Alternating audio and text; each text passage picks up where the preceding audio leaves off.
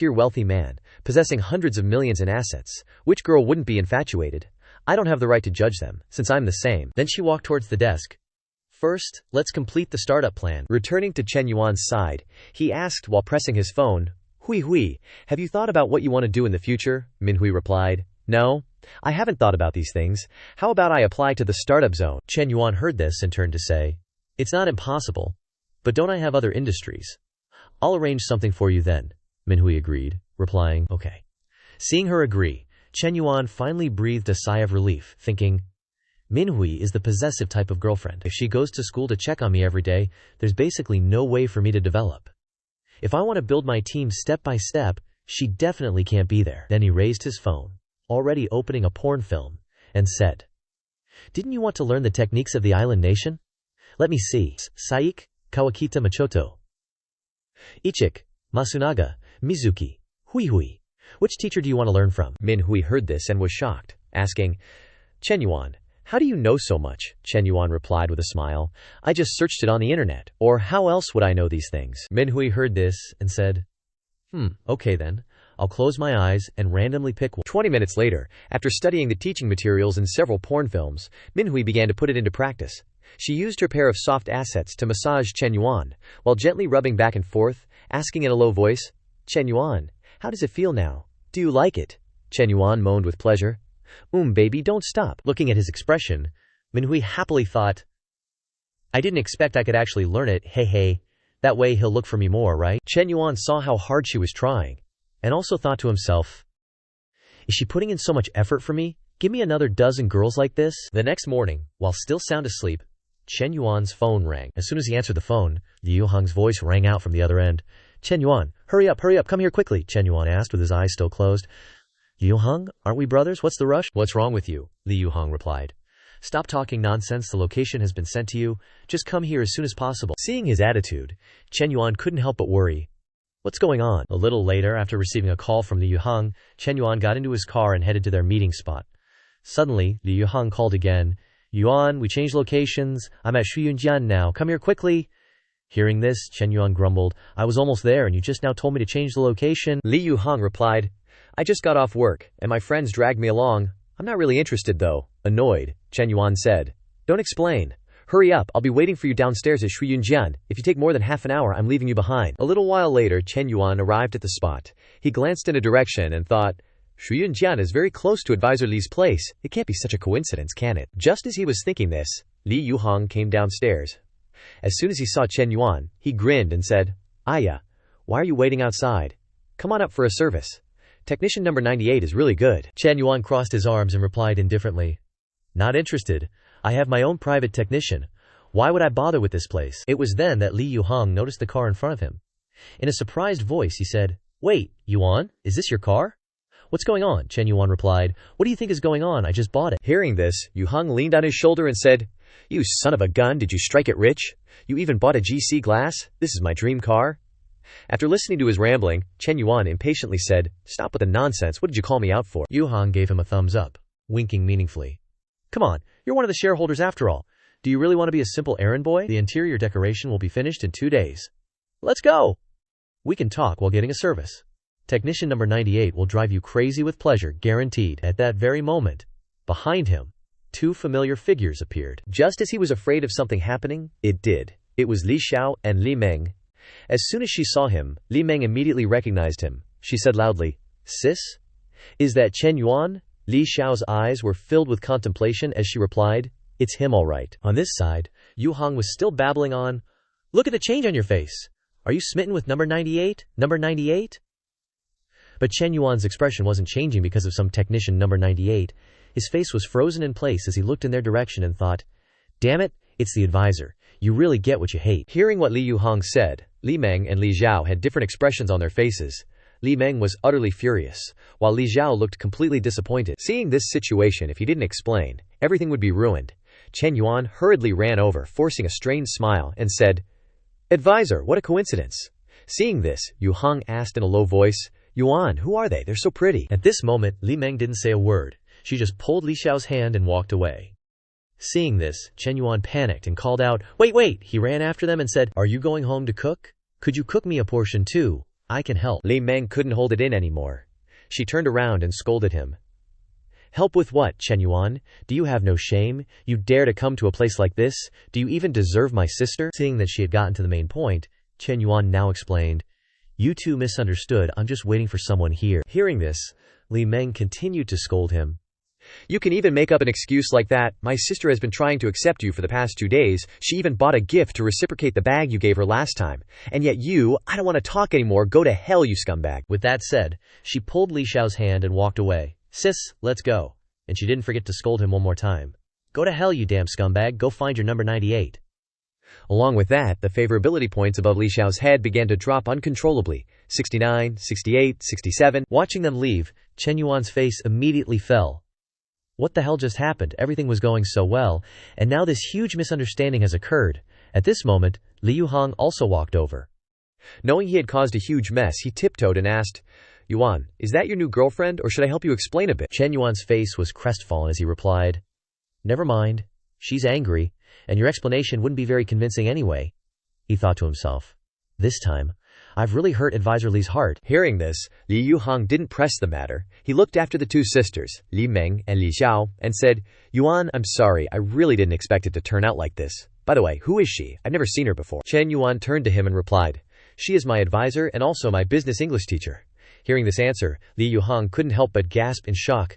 Damn it, you have the guts to seduce a teacher too. Is there anything else about you that I don't know? Just tell me everything at once so I can die in peace. Chen Yuan was too lazy to talk to him anymore. He pointed at his car and said, I'll find an opportunity to properly coax her next time. Let's go, let's find a place to sit and talk. A little later, at Chen Na's coffee shop, as soon as she saw the person walk in, she beamed and said, Chen Yuan, you're here. Chen Yuan gestured towards Li Yuhang and said, I brought a friend to have some Nana coffee. Could you make us an iced Americano and a vanilla latte? Hearing this, Chen Na replied, Sure. With that, Chen Yuan and Li Yuhang went to a table to sit down. The latter asked, feeling a sense of déjà vu, Hey, I think I've seen this woman somewhere before.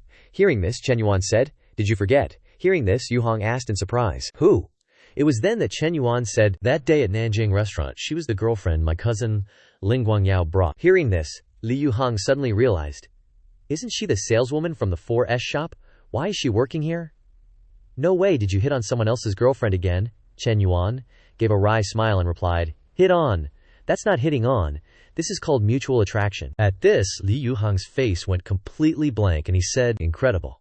You hit on a teacher and stole someone else's girlfriend. Yuan, you're a goddamn legend. Saying this, Chen Yuan stopped him. Enough with the nonsense. Let's talk seriously. From now on, I won't interfere anymore. You can handle things yourself. Hearing this, Li Yuhang asked in surprise, Why so sudden? Without a genius strategist like you making plans, I'm genuinely afraid I can't handle the pressure alone. Listening to his complaints, Chen Yuan concluded with one sentence, I trust you. In his heart, he thought, if I interfere too much in a business between brothers, it's inevitable that there will be disagreements on business matters or other aspects. I can't let this affect our good relationship. Hearing these words, Li Yuhang said with determination, I will try not to let you down. Just then, Chen Na brought the drinks over. She placed them on the table and said, Your coffee is ready. Seeing this, Li Yuhang quickly said, Thank you, sis-in-law. Hearing this form of address, Chen Na was overjoyed. She blushed and replied, Suddenly, Chen Na pointed at Chen Yuan's shoulder and said, Chen Yuan, why is your shirt so wrinkled? Hearing her say this, Chen Yuan asked in surprise, where Chen Na reached out and straightened his shirt, replying, there we go. Watching this scene, Li Yuhang felt a little jealous and thought, this is way too lovey-dovey. Damn it, why does life feel so different when I'm around my friends today? A little later, after they finished talking about the bar that was about to open, Lian Yuhang left. Chen Yuan took Chen Na back home. As soon as they walked in, Chen Na said, Xiao Yu will finish her university entrance exam next week. She wants to go out and work during the summer break. I think she could come to the coffee shop to help out. What do you think? Chen Yuan replied, That's great, I don't see any problem with that. Hearing this, Chen Na smiled and said, Hey, I'm gonna take a shower first. I was a bit busy today and got all sweaty. As soon as she left, Chen Yuan took out his phone and said to himself, maybe I should call the advisor and explain a little. Thinking this, he pressed the call button for Li Xiao. Nobody answered, only the endless beeping sounds. Seeing this, Chen Yuan became even more worried. She's not answering the phone, not replying to WeChat. I don't know how the advisor is doing. At the same time, at Li Xiao's house, she was sitting curled up next to her phone. Seeing the incoming call, Li Meng said with annoyance, How annoying! How does he even have the face to call? Sis, just block this kind of man's number so he won't keep bothering you. Li Xiao didn't reply. She continued to silently look at the phone as it vibrated over and over. Seeing this, Li Meng sat down beside her and put an arm around her sister to comfort her. Sis, Chen Yuan is not a good person. He's not worth you being sad over. Luckily, you saw the scoundrel's true colors today. Looking at it from another perspective, this is actually a good thing. It was then that Li Xiao spoke up. She turned and asked, "Tell me, why do boys like to go to places like that?" Li Meng replied, "Do you even have to ask? 9 out of 10 men are lustful. They go to places like that simply for physical desires." Li Xiao asked again, "Why do those men become so blind?" Li Meng replied with a knowing look. "They have physiological needs. If they aren't satisfied, they'll go looking for stimulation. I heard that women who work in places like that are very good at pleasing men." Hearing this, Li Xiao remembered the times they were close in the past, and thought, "He hugged me, he kissed me, but I always pushed him away." Thinking this, she blamed herself, saying, "Maybe I made him endure too much. He did that to satisfy his needs." Saying this, she curled up again. "It's all my fault, it's all because of me." Seeing this kind of thinking from her older sister, Li Meng couldn't help but panic. She quickly stopped her. "Oh my god, sis, what are you thinking? Why do you have such a weird idea?" Tang Meng hurriedly gave her older sister a pep talk. "Sis, look at me, and remember how I ended up when I was blindly in love." After a moment of hesitation, Li Xiao softly replied, "Yeah." She thought to herself, Tang Meng is right. I can't be blindly in love. I have to restrain myself. At the same time, on Chen Yuan's side, a series of messages arrived. Yi Qingyang messaged, "Chen Yuan, does your project have potential?" Gao Hongwei messaged, "Yuan Ge, let's go out for barbecue. I even invited some girls from other schools to chat about the project. Waiting for you." Liu Mingda, "Handsome, made you a gas card. Tonight waiting for you in the cafeteria. Friends eat a meal." Zhao Long NV has sent a picture. Looking at the pile of messages on the phone, Chen Yuan rubbed his chin and thought to himself, "These are all messages from former classmates who don't usually contact me. Wanting to pull me to open a back door, no need to read. Didn't expect Zhao Long NV to message me so much." Thinking of this, Chen Yuan opened Long Jinghan's message to read, "Hello senior, the weather is so nice today. Senior, you must be very busy usually, right? Remember to eat on time. Good morning senior. Today is another day full of energy. There was so much wind last night, a lot of leaves in the schoolyard." She also sent a provocative selfie. Looking at the assets in the photo, Chen Yuan secretly assessed, indeed the assets are white and soft, but it's photoshopped. Have to meet the real person to conclude whether this junior has the potential to become a backup. Observe for a while longer. Admiring to hear, Chen Yuan messaged back, "Quite busy, talk when I'm free." In his heart thinking, Junior still sending messages steadily even after a few days without a reply. The shorter the content the better. Weighing the pros and cons will give her a feeling of being ungraspable, but still having hope. Just at this moment Chen Na came out, calling sweetly, "Chen Yuan." She came out in a business outfit, black stockings, with a vest half open, showing off a bouncy chest without protection. Then she softly asked, "Do you like it?" Chen Yuan hurriedly put the phone in his pocket, stood up and replied, "Nah, today you've disturbed my Dao heart." Saying this, Chen Yuan reached out and tore the stockings on Chen Na's bouncy thighs. She put her arms around his shoulders, whispering, "Into the room, okay?" Chen Yuan stroked her thighs and replied, "Can't wait another second, nah, you're amazing today." As soon as he finished speaking, he leaned down to sniff her neck vigorously. Chen Na hesitated and said, "Chen Yuan, you seem to have changed again." Chen Yuan asked, "Changed how?" Chen Na replied, "Seems more muscular." Then asked, "Have you been hitting the gym lately?" Chen Yuan replied, "Indeed." Saying this, Chen Yuan lay back on the bed and asked, "Naga, do you know horse riding techniques?" She hesitated and replied, "No." Hearing this, Chen Yuan pulled her hand. "Come here, I'll be your free equipment, next time we'll go horse riding." Chen Na understood and said, "Horse riding and what you're doing here aren't the same thing." Chen Yuan replied, "It's the same. If you don't believe me, try climbing on." Chen Na obediently climbed on. He started with a canter, praising endlessly. "Great! Na has a natural talent for being a female knight." Scene changes to the next day at the youth league office. As soon as the door opened, a bunch of students rushed in. "Teacher, I'm here to submit the application and business plan." Teacher, where do I put this one?" "Teacher, I came first, take mine first." Looking at the pile of plans pushed up to her face, the old teacher thought unhappily, "Not many people applied for entrepreneurship before. Why are there so many female students suddenly? Did something happen over the weekend with Jiang Ming that I don't know about?" At the same time, in the gym of the Junyu Hotel, Chen Yuan was running. when suddenly, the phone rang, the screen displaying the caller, Secretary Meng Lu. Meng Lu widened her eyes and asked, "The secretary's phone? Who is this?" Chen Yuan didn't answer, he answered the phone. On the other end of the line, Yingzi's voice rang. "Boss, received the first batch of applications and business plans today, submitted a total of 653 copies," Chen Yuan asked. "What's the male to female ratio?" Yingzi replied. 628 female, 25 male, he replied. "You can look at them and choose. Take the good and discard the bad." His meaning here was to take the pretty girls and discard the ugly girls. At this time, the youth league office was in chaos. The old teacher was trying to arrange things. "Everyone, don't rush, line up neatly, don't push, one person at a time."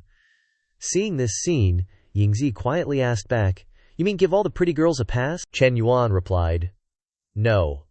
If there are any excellent entrepreneurial plans written by male students, they can also be sent here."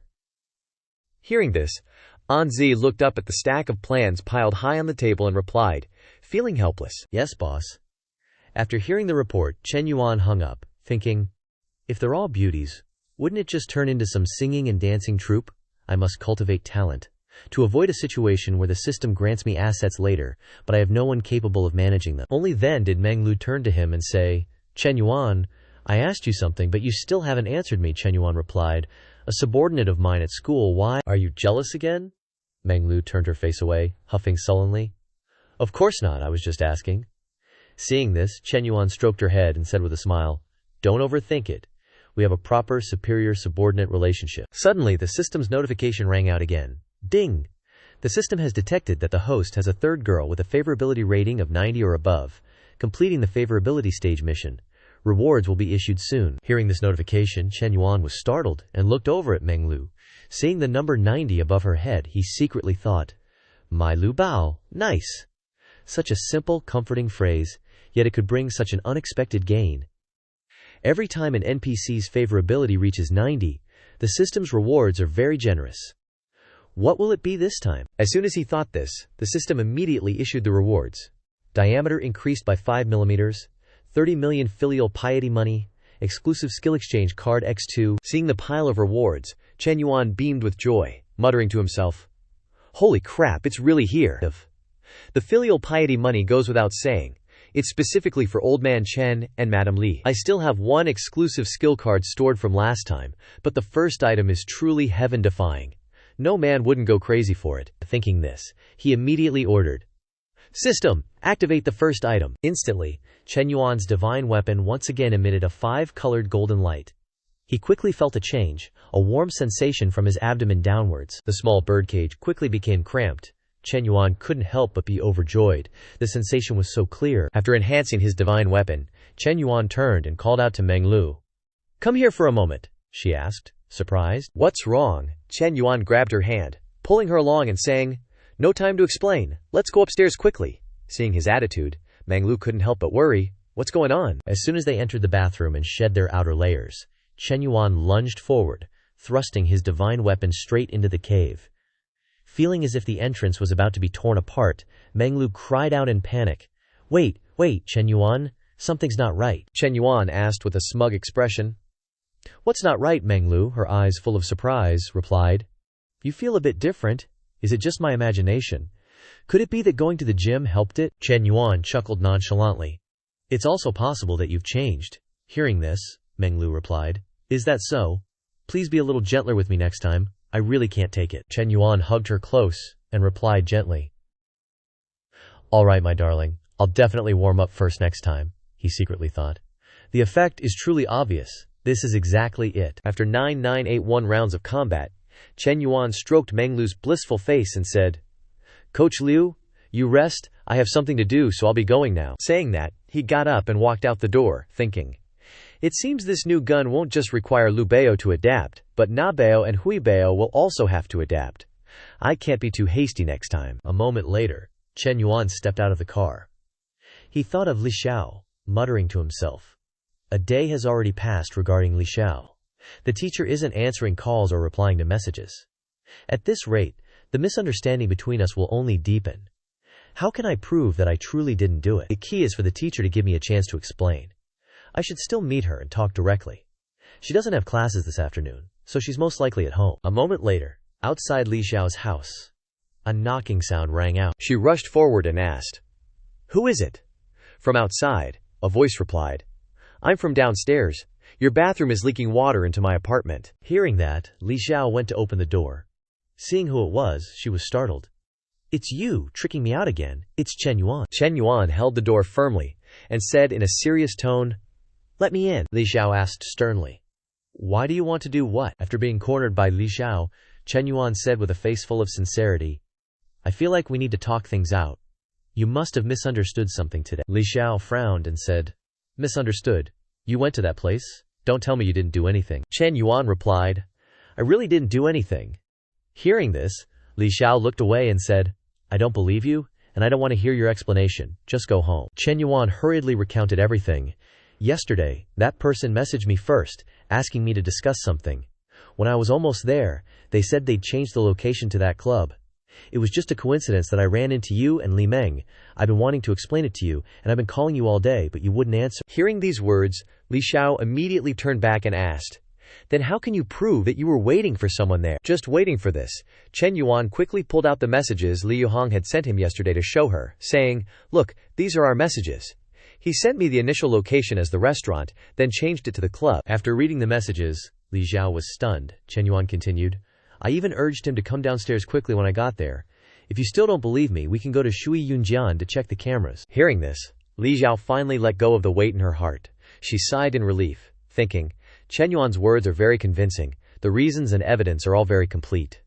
Seeing that she wasn't saying anything, Chen Yuan continued, "Ji Yu Wen, how could I go to those kinds of places to hang out? You've misunderstood me so deeply." Li Xiao finally spoke up. "Chen Yuan, I'm sorry, I really didn't expect things to be like this." Her favorability towards him immediately increased from 60 to 73 points. Chen Yuan was overjoyed, thinking, "I didn't expect Ji Yu Wen's favorability to recover and stop at 73, 3 points higher than the original 69. Then, he pointed inside, smiling brightly. "It's okay, as long as we clear things up. I'm a little thirsty. Let me go inside and get a drink of water." Knowing his intentions, Li Xiao immediately stopped him, saying, "Chen Yuan, not again. Are you trying to do what you did last time?" Hearing this, Chen Yuan quickly placed his hand on his chest, putting on an innocent expression, and said, "I'm really thirsty. I ran to your place right after lunch and my throat is parched. Just one sip of water and I'll leave right away." Li Xiao asked suspiciously. "Really?" Chen Yuan grinned and replied, "Of course it's true." Hearing this, Li Xiao said, "Then wait there." After saying that, she slammed the door shut right in front of Chen Yuan. A few dozen seconds later, she brought out a bottle of water, saying, "Here, drink it." Chen Yuan looked at the bottle of water, feeling helpless, thinking, "Why so suspicious? There's no trust left at all. Is that how my image has become in Ji Yuwen's eyes?" After handing over the water, Li Xiao immediately turned around and slammed the door shut again. Just then, an auntie passed by, having witnessed everything, and chuckled, saying, "Young man, don't be too impatient. Haste makes waste." Hearing this, Chen Yuan replied, "Auntie, only haste gets you the hot stuff, or you'll only get what's left over." The auntie looked at Chen Yuan and secretly smiled, thinking, "These young people are so quick-witted these days, but this young man's looks and physique are pretty good. A quality little hottie like this is rare. Maybe I should ask my old friends to go to the club later and book some male models." A little later, unable to get anywhere with Li Xiao, Chen Yuan had no choice but to return to his car. As soon as he got there, Li Xiao sent him a message. "Chen Yuan, let's hang out this weekend." After reading it, he was overjoyed. This trip wasn't a waste after all. Not only did he clear up the misunderstanding, but the favorability increased. And Ji Yuwen is also willing to try to go further with him. As soon as he sat down in the car, Su Shui called via video. Chen Yuan immediately answered. On the other end of the line, Shui Wei spoke. "Chen Zong, the plumbing and electrical work is complete, and it's ready for handover. When do you have time to come and take a look?" Hearing this, Chen Yuan replied, "I have time now. Wait for me. I'll be right there." Time flew by, and half an hour later, Zhu Wei was sitting and picking leaves from the mossy stone stairs in front of the villa. Chen Yuan stepped out of the car, saw the scene, and walked over to ask, "Have you been waiting long?" Zhu Wei hastily stood up and replied, "Not at all."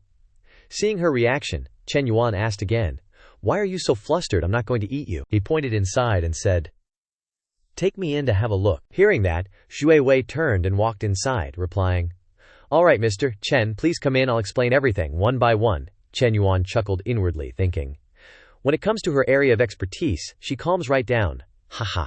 This is what they call professionalism. Xu Wei led Chen Yuan inside and said, "The waterproofing and the installation of basic utilities are complete, Mr. Chen can choose the flooring tiles next." Then she led him to the backyard and said, "The garden design has also been implemented according to Mr. Chen's requirements." Chen Yuan followed behind, nodding in response. "Good."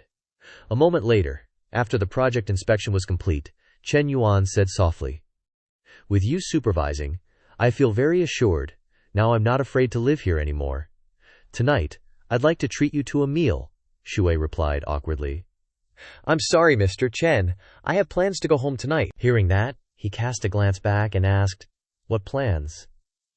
Xu Wei lowered her head and replied, "To cook for my mother and younger brother." Upon hearing this, Chen Yuan suddenly stopped. Turning around, Xu Wei, by inertia, bumped straight into his firm chest. Feeling the soft impact of her ample curves as they collided with him, Chen Yuan couldn't help but widen his eyes in surprise. This little girl has quite some potential, doesn't she? At this moment, Xu Wei's face was as red as a ripe tomato. She slowly looked up, stammering, "Mr. Chen, you..." Before the words fully left her lips, a sudden downpour began, and the only sounds left in the surrounding space were the rapid pitter-patter of rain. Seeing that, Chen Yuan smiled and said, "It's raining heavily. Let's quickly go inside," Xu Wei replied shyly. With that, both quickly turned back into the villa. Chen Yuan considerately shielded her from the rain with his hand. At this moment, under the effect of the rain, Xu Wei's shirt had become see-through, revealing her full, rounded bosom beneath the red bra. Seeing this, she quickly covered herself with her hands, saying loudly, "Mr. Chen, don't look." Seeing that, Chen Yuan crossed his arms over his chest and calmly replied, "I don't want to look, but it just keeps hitting my eyes."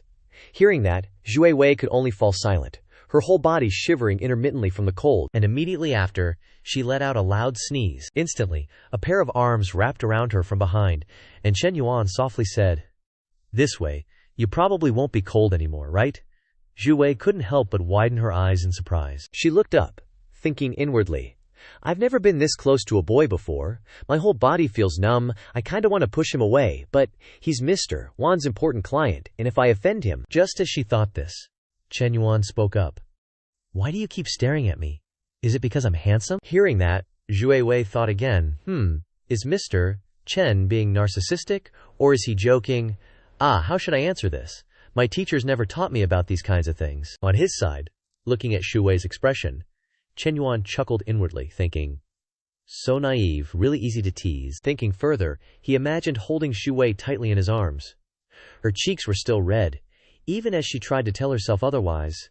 That means she doesn't hate my teasing?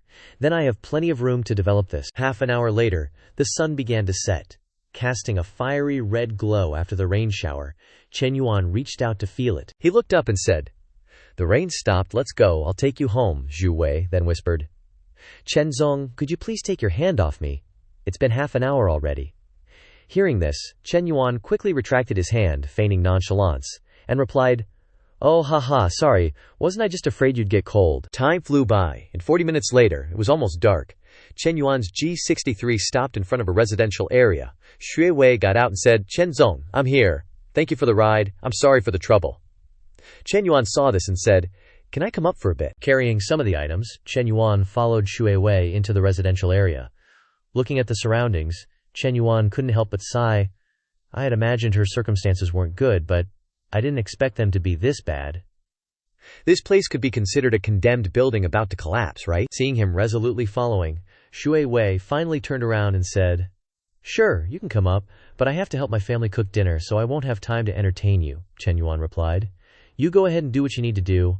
I'll just sit for a bit and then leave." As soon as they passed by, the human-powered camera crew immediately focused on Chen Yuan's G63, whispering amongst themselves. One auntie asked, "What kind of car is that? Doesn't look cheap at all." The uncle next to her puffed on his cigarette, pretending to be knowledgeable, and replied, "That's a glass car. Has to be at least 3 million won." The remaining auntie couldn't help but break out in a cold sweat when she heard this. That expensive? "So, is that young man Xu Wei's boyfriend?" The auntie next to her laughed heartily and replied, "He's already brought a coming to meet the parents gift to her house." I think this is probably 8 or 9 parts true, Auntie Dai covered her mouth with her fan, smiling in agreement. This Xu Wei has finally had her day. She won't have to live a hard life anymore. As soon as she finished speaking, her face immediately changed, and she said with a dangerous look, "That's not for sure. Rich people value matching social status. How could they take a fancy to a family like this?" The other auntie immediately agreed. "I think so too. Those rich kids are just playing around. There are plenty of innocent and kind girls out there. Why would they look for someone with a dead father and a crippled mother, who also comes with a burden?" Hearing their comments, the uncle next to them immediately left, spitting on the ground and saying, "Tui, you two should watch your mouths and speak with some decency." Back to Chen Yuan's side, as he approached an apartment, a little boy happily ran out as soon as he saw Xu Wei and called out, "Sister, you're back!" She crouched down and patted the boy's head, gently asking, "Xiaoji, are you hungry? I'll go cook dinner now." Seeing this, Chen Yuan spoke up and asked, "Is this your younger brother, Xu Wei?" Then turned around and said, "Xiaoji, this is my friend. Say hello to him." This little boy's name is Su Jingji, Xu Wei's biological younger brother. Seeing a stranger, the boy immediately hid behind his sister. Looking shy, Xu Wei smiled apologetically and said, "Sorry, my brother is a bit timid." Just then, from behind, a woman with a labored gait walked forward, leaning on a cane. As soon as Xu Wei saw her, she rushed over to support her and said, "Mom, why did you come out here?" The woman smiled kindly and replied, "It's okay, I just came out to walk around a bit." Then she asked Xu Wei, "This young man is—" Xu Wei turned to introduce, "My friend, Chen Yuan." After the introduction, Chen Yuan then spoke up, "Hello, auntie." Xu Wei's mother thought with suspicion, "Xu Wei has never brought a boyfriend home before, could it be?" Then she turned to Chen Yuan and said, "Xiao Chen, you even bought so many things, you've spent too much. Come in and sit down." Chen Yuan politely replied, "Yes, auntie." With that, Chen Yuan followed the three of them into the house. As soon as they entered, Xu Wei rushed towards the small kitchen and said, "Chen Yuan, please have a seat, I'll go cook dinner." Her mother also turned to her young son and said, "Xiaoji, go pour your brother some water to drink." Time flew by, and 30 minutes later, after chatting about everything under the sun, from Thailand attacking Cambodia to Russia attacking Ukraine, Xu Wei finally came out of the kitchen, carrying several plates of food, and said, "Dinner is ready, everyone, let's eat." In just a moment, the food was laid out on the table. The little boy Xiaoji looked at his sister and smiled, saying, "Hooray! The food you cook is the best." Xu Wei's mother also turned to Chen Yuan and smiled kindly, saying, "It's just a simple home-cooked meal. Next time Xiao Chen comes, auntie will prepare in advance, and then I'll treat you to a feast." Chen Yuan smiled and replied, "You're too kind, auntie. I'm overjoyed to be able to taste Xu Wei's cooking." Xu Wei's mother heard this and said, "Is that so? If you like it, eat more." Looking at the family's circumstances, Chen Yuan couldn't help but feel sorry for Xu Wei. No wonder Xu Wei's temperament is so different. At such a young age, she's already the pillar of the family. She has no choice but to make herself capable. After the meal, Chen Yuan didn't stay long. He said goodbye to the family and turned to leave, still feeling a bit melancholy in his heart. Just as he reached the door, Xu Wei chased after him and called out, "Chen Zong, please wait a moment. You bought so many things when you came. Let me transfer the money back to you." As she was raising her phone to prepare to scan the QR code, Chen Yuan reached out and took the phone from her hand, saying, "Let me borrow your phone for a moment." Xu Wei couldn't help but be surprised. After a series of operations, he returned the phone to Xu Wei, turned and left, waving his hand and saying, "I'll go first. Goodbye, see you next time." Only then did Xu Wei notice the notification on her phone, ICBC, "Your account ending in XXXXX has received 50,000 yuan at 1942 on May 13th. After reading the notification, Xu Wei was shocked. He transferred 50,000 yuan to me. After a moment of blankness, Xu Wei quickly stuck her head out the window and called out, "Chen Yuan, wait." Ignoring her, Chen Yuan pretended not to hear and walked straight to the main road. Stopping the car, he thought to himself, 50,000 yuan is nothing to me, but it's enough to temporarily improve Xu Wei's family's life. I just don't know if she'll accept it, since I don't see any favorability points above her head. Sing. What if she doesn't want it when the time comes? Chen Yuan got back in the car, his mind still racing. But I have a vague feeling that something that left me is coming back. What could it be? Just then, the phone rang. Seeing who was calling, Chen Yuan answered, "Little secretary, go ahead." On the other end, Fu Yingzi immediately rattled off, "Boss, the list is filtered. From 653 applications, We've selected 12 people. The ratio is 1 female and 11 males. I've sent the electronic file and candid photos of the female applicant to your mailbox, boss. Chen Yuan replied with satisfaction. Well done. Bonus this month, Anzi happily said. Thank you, boss. Then you continue working. Call me if you need anything. I'll hang up first. After talking with Anzi, Chen Yuan calculated to himself. Friday is Lao Chen's birthday. I have to go prepare a gift for him tomorrow. After all, there's 30 million for filial piety. Lao Chen and Mother Lai are truly blessed. Then there's Hui Hui. Nah, Coach Liu. 1 night each. No more, no less. A master of fairness must do it this way. Back at Shu Wei's house, as soon as Chen Yuan left, the aunt with the fan from before came over to gossip. As soon as she saw Shu Wei's mother, she asked, Is that young man who just came to your house Shu Wei's boyfriend?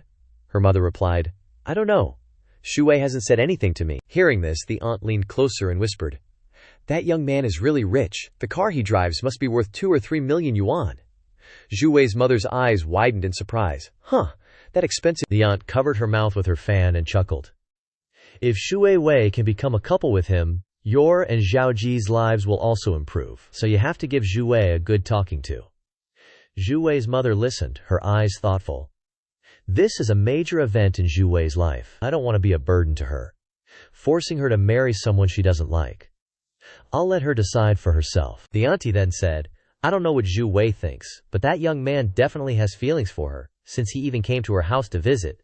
So even if Zhu Wei doesn't like him, you have to give her a good talking to. After speaking, she didn't linger long and left. Just a few steps away, another woman who had overheard the conversation spoke up. You people dare to think too much, don't you? The young man only came to sit for a while, and you already dare to think about dating? The aunt with the fan replied. He's already come to the house, so he definitely has intentions. The other woman snorted coldly. Maybe he had those intentions at first, but once he sees the family circumstances, those intentions might have vanished into thin air. All these words reached Shu Wei's mother's ears behind the door. After hearing them, her heart couldn't help but ache for her daughter. Then she went to the kitchen where Zhu Wei was cleaning up and said, Zhu Wei, I'm asking you, you have to tell me the truth. Zhu Wei continued to clean, asking with some surprise, Mom, go ahead, what's wrong? Her mother asked directly. What's the relationship between you and that young man just now? Zhu Wei replied. He's a major client of the company. He came to the construction site to inspect today and it started raining, so he gave me a ride home. We don't have any relationship, her mother then asked. Does this client of yours have feelings for you? Hearing her mother ask this, Zhu Wei recalled what happened this afternoon, and then thought of going with Wan Zong. She thought, he was indeed a bit strange today, but the last time we had dinner, he had a very beautiful girl next to him. She seemed to be his girlfriend. Then she replied, I don't know. Her mother sighed and said, Sigh, you don't even know this. Then she asked, What about you? What do you think of him? Hearing this, Zhu Wei said a little unhappily, What nonsense are you talking about? He's a client of the company. Her mother then said, Okay, I know. You heard Aunt Zhang's words just now, right? Don't take it to heart, your father is gone. This family is all carried by you alone. Your mom and Zhao Ji owe you so much. I just hope you'll be happy in the future. You never need to force yourself to marry into a wealthy family for me and your brother's sake. Do you understand?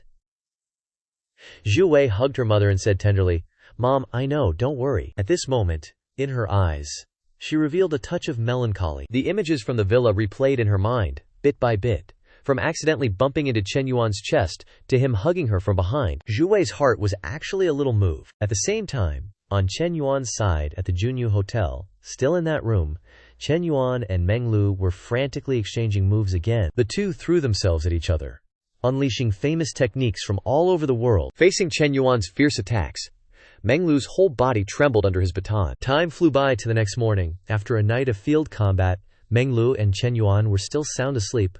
When the phone rang, Chen Yuan answered, and a woman's voice came from the other end. President Chen, this is Fu Zheng from Guanting Decoration Company. You finally answered, Chen Yuan asked groggily. What's the matter? Is it urgent? Fu Zheng said upon hearing this. Sorry, President Chen. Is this a convenient time? I want to talk to you about my student, Su Shuiwei. Chen Yuan replied. All right, wait for me. A little later, after a rushed wash-up, Chen Yuan put on a set of sportswear and a baseball cap, and mysteriously went to the meeting place. As soon as he sat down, he asked, You looked for me so early in the morning, what's wrong with Shu Wei? Fu Zheng handed Chen Yuan a matcha latte, and replied with a smile, Yesterday, you transferred 50,000 yuan to her, and she transferred it back, but you didn't accept it. Chen Yuan took the matcha latte and replied, "Indeed, that happened." Hearing his confirmation, Fu Zhengmei said again, "Don't misunderstand. It's just that I saw her looking troubled when she went to work earlier, so I asked and found out about this." After hesitating for a moment, she continued, "Zhuwei isn't that kind of girl. What you did will cause her great psychological burden. She definitely won't accept this money. Just take the money back." Hearing this, Chen Yuan turned to ask, "Did you call me here just to talk about this?" Fu Zhengmei lowered her head with some embarrassment and replied, "President Chen, Zhuwei isn't a money-grubbing girl. If you really want to pursue her, you might have to put in a little effort," Chen Yuan said with a thoughtful look in his eyes. "Actually, my intention behind that sum of money wasn't that." Saying this, he brushed it off, saying, "Forget it. There's no point talking about this now. If that's the case, then I'll accept the money." He then raised his phone and tapped to accept. Immediately, the phone received a transfer message. "Industrial and Commercial Bank. Your account ending in XXXXX has received 5,200 yuan at 9:42 a.m. on the 14th. After reading the message, Chen Yuan couldn't help but sigh. This girl even transferred an extra 200 yuan to me, probably to pay for the things I bought yesterday. She's really stubborn. Then he turned to Fu Zhengmei and asked, "Has Wan Zong been making Su Shuiwei go to other projects to entertain clients with drinks recently?" Fu Zhengmei replied, "No, President Chen. Please rest assured, Shuiwei's current job is only to supervise the construction site on your side." Having talked to this point, Chen Yuan didn't drag it out any longer. He took a sip of the matcha latte and stood up, saying, "All right then, thank you for your trouble. I'll go first." Watching Chen Yuan leave, Fu Zhengmei thought to herself with deep contemplation, if Shuiwei could get together with Chen Yuan, that would naturally be great. She could enjoy a comfortable life, and her family circumstances would undergo earth-shattering changes. It's a pity that this student of mine has her own stubbornness and persistence. There's no way she'd easily devote herself wholeheartedly to a man like that. Sigh. Nowadays, more and more women want to take shortcuts. Girls like Zhuwei are really too rare. After talking with Fu Zhengmei, Chen Yuan returned to his car. As soon as he sat down, the phone rang. As soon as he answered, Yu Chang's soft voice came from the other end. "Chen Yuan, are you free tonight? Let's go to a cafe for a drink?" Chen Yuan replied with a smile, "I'm free, just come straight to my place." Hearing this, Yu Chang replied, "But my husband might come home in the evening." Having experienced the feeling of both nervousness and excitement once, becoming addicted, Chen Yuan immediately interrupted, saying, "Wouldn't that be even better then?" Yu Chang hesitated for a moment and then replied, "Then come over." Hearing this, Chen Yuan said with a wicked voice, "I haven't eaten yet. I need to eat my fill before I have the strength to fix the air conditioner." Yu Chang immediately understood what he meant and replied, "I'll cook for you." A day passed just like that. Time flew by like a dog running in the fields. Before long, it was already 6 p.m. Chen Yuan was already at Yu Chang's house.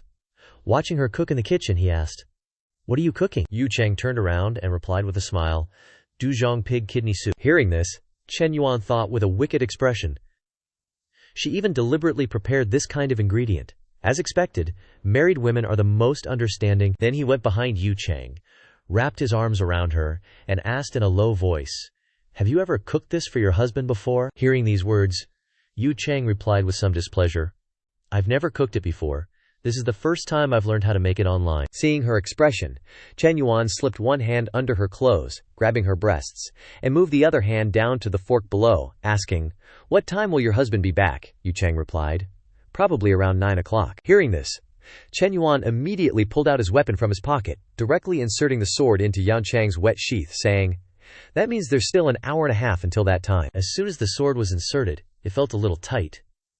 Yu Chang turned around, her voice a little doubtful. It feels a bit different today. Last time, it should have been." Hearing this, Chen Yuan nibbled lightly on her shoulder, thrusting the sword deep inside, asking, "Do you like it?" After that, only the sounds of remained in the small kitchen. Time passed quickly to an hour later. After the spelling lesson, Yu Chang scooped a bowl of nourishing pig kidney soup for Chen Yuan. He took a sip and said, "Even though it's the first time you've cooked it, it tastes pretty good." Hearing this, Yu Chang said happily, "You like to drink it? It can often stew it for you in the future." Chen Yuan hesitated a bit and turned to say, "Wouldn't that be a little inconvenient?" Yu Chang replied, "No. I've already decided to divorce him. I want to pursue true happiness. Hearing this, Chen Yuan put on a serious look of congratulation. This is a good thing. Congratulations to you, Lin. Congratulations that you can bravely take this step. In his heart, he thought, although I still want to experience the pleasure of being KOKO a few more times, Lin's happiness is still more important. Let me explain a bit. Cao Cao refers to Cao Cao, everyone. The Holy Emperor likes to take other people's wives, famous for saying, "The beauties in the world are all mediocre to me. Only the enemy's wife interests me." Haha. Back to the topic. After hearing that, Yu Cheng turned to Chen Yuan and said, "Thank you, Chen Yuan. It's because of your appearance that I was able to make up my mind." Her favorability towards him also increased to 66. Seeing this, Chen Yuan reached out and pinched her cheeks. "I can't take the blame for this. I'm not a third party who ruins your marriage." This action of Chen Yuan actually increased Yu Cheng's favorability to 69. She replied, "That's not what I meant, you understand." Hearing this, Chen Yuan chuckled to himself, thinking, "This is indeed a good thing for me. Now that she's divorced, I can justifiably spend money on her to farm favorability points." Does Miss Lin have the kind of physique where a single touch increases favorability? Next time I'll come and put out the fire a few times, then go out and spend some money, and I'll probably reach 90 points quickly. A moment later, right before 9 o'clock, Chen Yuan also left. As soon as he started the car, Zheng Xianyong came over, looked at the luxury car next to him, and thought, with sweat pouring down his face, "A glass car?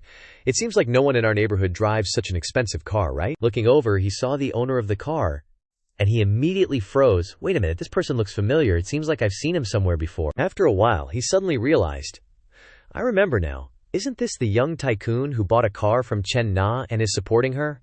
What is he doing in our neighborhood? That's strange."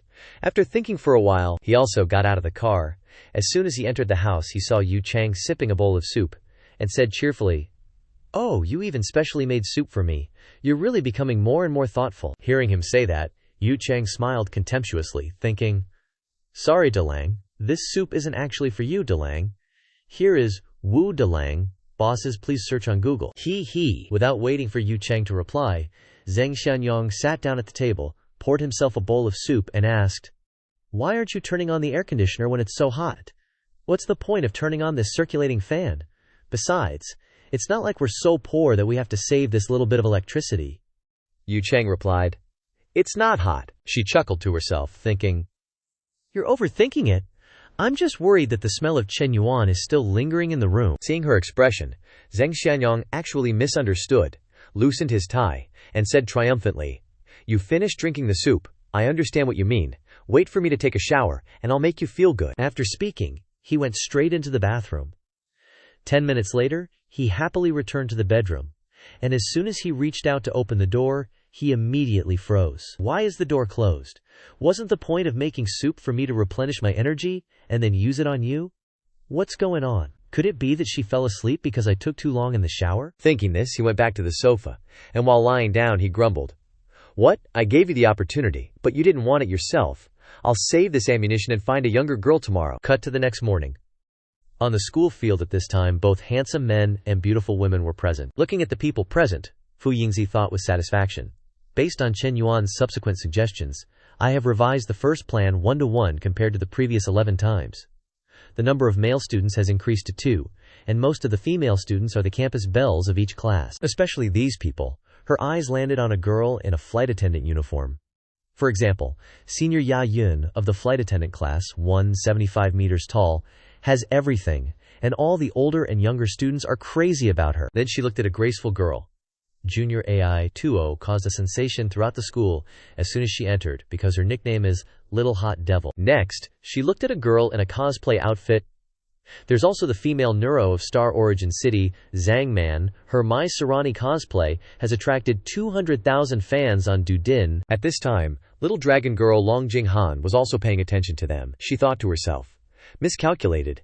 I'm dressed so simply. The pressure of competing with these people is too great." This male student is from the International Trade Class 2, Chen Yuan's class monitor Yan Song. He looked at these female students a little helplessly, thinking, "The more I look at it, the more wrong it feels. Aren't these female students the best resources of the school? This doesn't look like they want to start a business at all." It's clearly a harem selection, and I thought Chen Yuan was moved by the startup plan. I'm really too naive. Thinking of this, he was a little dissatisfied. The key is, why did you even choose me for the shortlist? To be a eunuch in your harem, motherfucker Chen Yuan, this son of a BTCH is really playing dirty. Glancing over these beautiful faces, Fu Yingzi put her hands on her hips, showing a satisfied expression, and thought to herself with a smirk, next it will be the boss's turn to show off. Seeing Yan Song standing awkwardly amidst a group of beautiful girls, a male student approached him to start a conversation.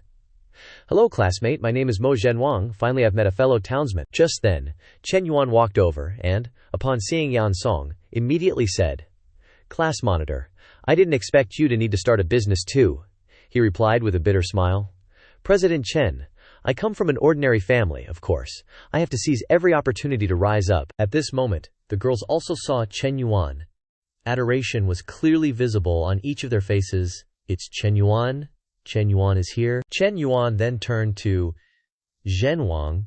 I remember your name is Mo. What was it? Seeing this, he quickly rushed to answer. Boss. My name is Mo Zhenwang, Chen Yuan continued. The two of you passed the preliminary round mainly because your startup plans are very practical, not at all empty or far-fetched. After all, it's starting a business and opening a shop in school, so it must be combined with the actual situation, focusing on the eating, clothing, housing, and transportation needs of students. Then he asked, I remember you two, one is a fried food shop, one is a fruit shop. Right? Zhenwang quickly replied.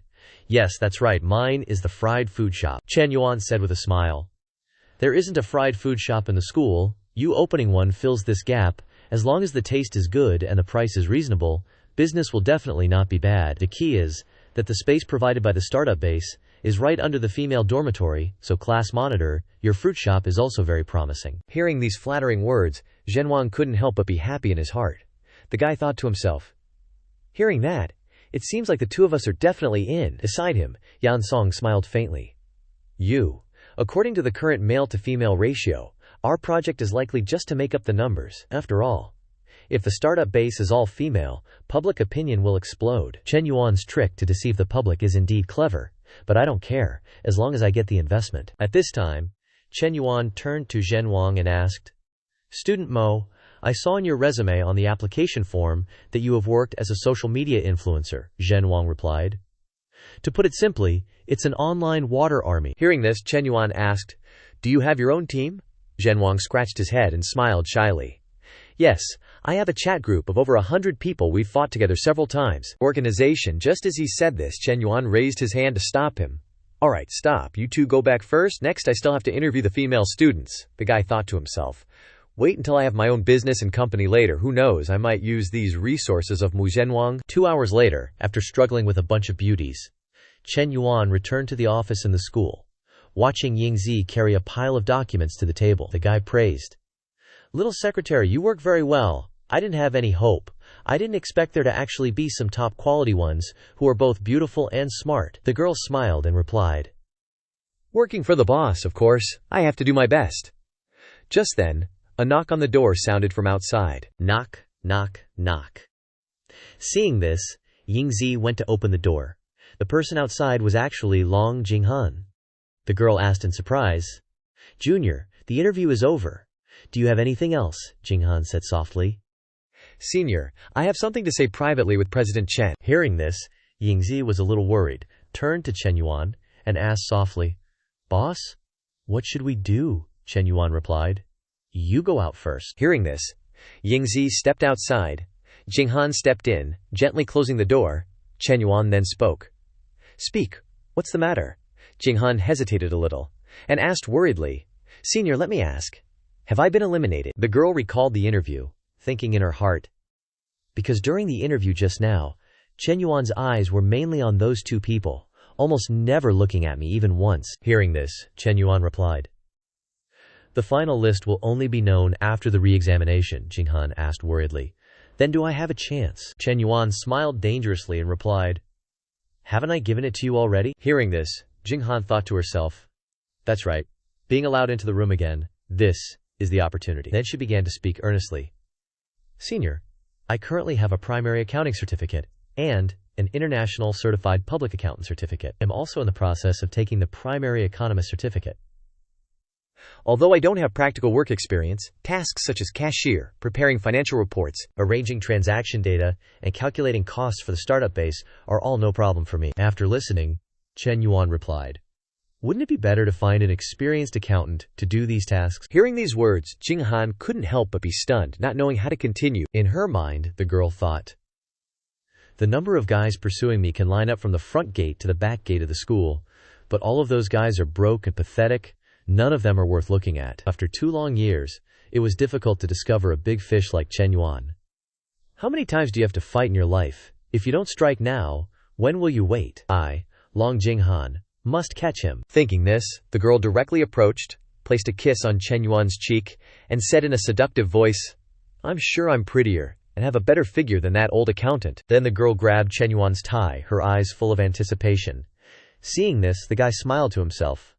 That's right, accountants are easy to find, but an accountant who is both beautiful and has a great figure is very hard to find. Seeing that the other party showed no reaction, Jing Han continued to play her ultimate card, deliberately unbuttoning her shirt to reveal her ample cleavage, and asked, "Senior, what do you think?" Chen Yuan replied with a smug look, "What you said makes a lot of sense." As soon as she finished speaking, Jing Han pulled Chen Yuan's hand and placed it suggestively, softly whispering, "Chen Yuan." Immediately after, they immediately lunged at each other, sharing a damn passionate kiss. Following that, in the cramped office, a fierce battle ensued, with only muffled moans and desperate cries heard from outside. Who knows what transpired? But 40 minutes later, a pile of crumpled tissues appeared in the trash can. At this point, the contest had ended. Chen Yuan looked over at Jing Han, who was adjusting her clothes, and said, "Be my woman, and I won't let you suffer any wrongs." He secretly thought, "I can't believe this little dragon girl was still a virgin," then continued, "Let's go shopping this weekend." Jing Han turned back, smiling, and replied, "Yes." She secretly thought, "From now on, I have a place in Chen Yuan's heart. Though not much, it's better than nothing." Her favorability points above her head also showed 61. Seeing this, Chen Yuan happily thought, "The little dragon girl has started to develop feelings for me. Excellent." 10 minutes later, Jing Han, nursing her wounds from the battle, limped out of the office, softly moaning, "It hurts so much." Seeing this, Senior Z quickly rushed over to help her, saying, "Jing Han, tell me, why do you have to go through such trouble?" Jing Han, with a satisfied expression, replied, "Senior sister, I'm fine. Right now, I'm feeling the most genuine happiness I've ever felt." Back inside the office, after Jing Han left, Chen Yuan pulled out his phone, scrolling and muttering to himself, "Tomorrow is Friday, Dad's birthday. Let's see, the birthday gift I pre-ordered for Dad. How's that car doing? Of course, I can't show favoritism. The gold jewelry Mom likes must also be arranged. Tomorrow, I have to make sure both of them have a lively time." Time flew to the next day. At this moment, the entire Chen family was gathered in front of a car showroom. This girl was his younger sister, Chen Yuan. Chen Yuan saw the car her brother had just given to their dad, and she ran over, draping her arm around her brother's, pouting, "Dad's car is so awesome! I want a car of my own too! I can take my driving test during summer break. What do you think, big brother?" Chen Yuan smiled and replied, "No problem." His mother saw this and grumbled, "Son, don't spoil your sister too much. She just finished her college entrance exams. Is she already slacking off? She still has a long way to go." Hearing this, Chen Yuan chuckled and replied, "Mom, Xuan just wants a car. It's nothing," he urged. "Let's go, Dad. Our aunts and uncles must be wondering where we are already." His father quickly got into the car and replied, All right, let's head to the hotel first." Chen Yuan got into the back seat and said somewhat sulkily, "Mom, you don't love me at all. Good thing I still have big brother." Her mother heard this and replied, "Good heavens, a girl should act like a girl. This isn't home. Let's go, get in the car." At the same time, in the dining room inside the hotel restaurant, Chen Yuan's aunts and uncles had all gathered. Seeing that it was already past the appointed time and the Chen family still hadn't arrived, a short-haired aunt showed her dissatisfaction. "Why aren't they here yet? They invited us for dinner. What kind of reasoning is it to make us, their guests, wait?" The person next to her also agreed. "Exactly.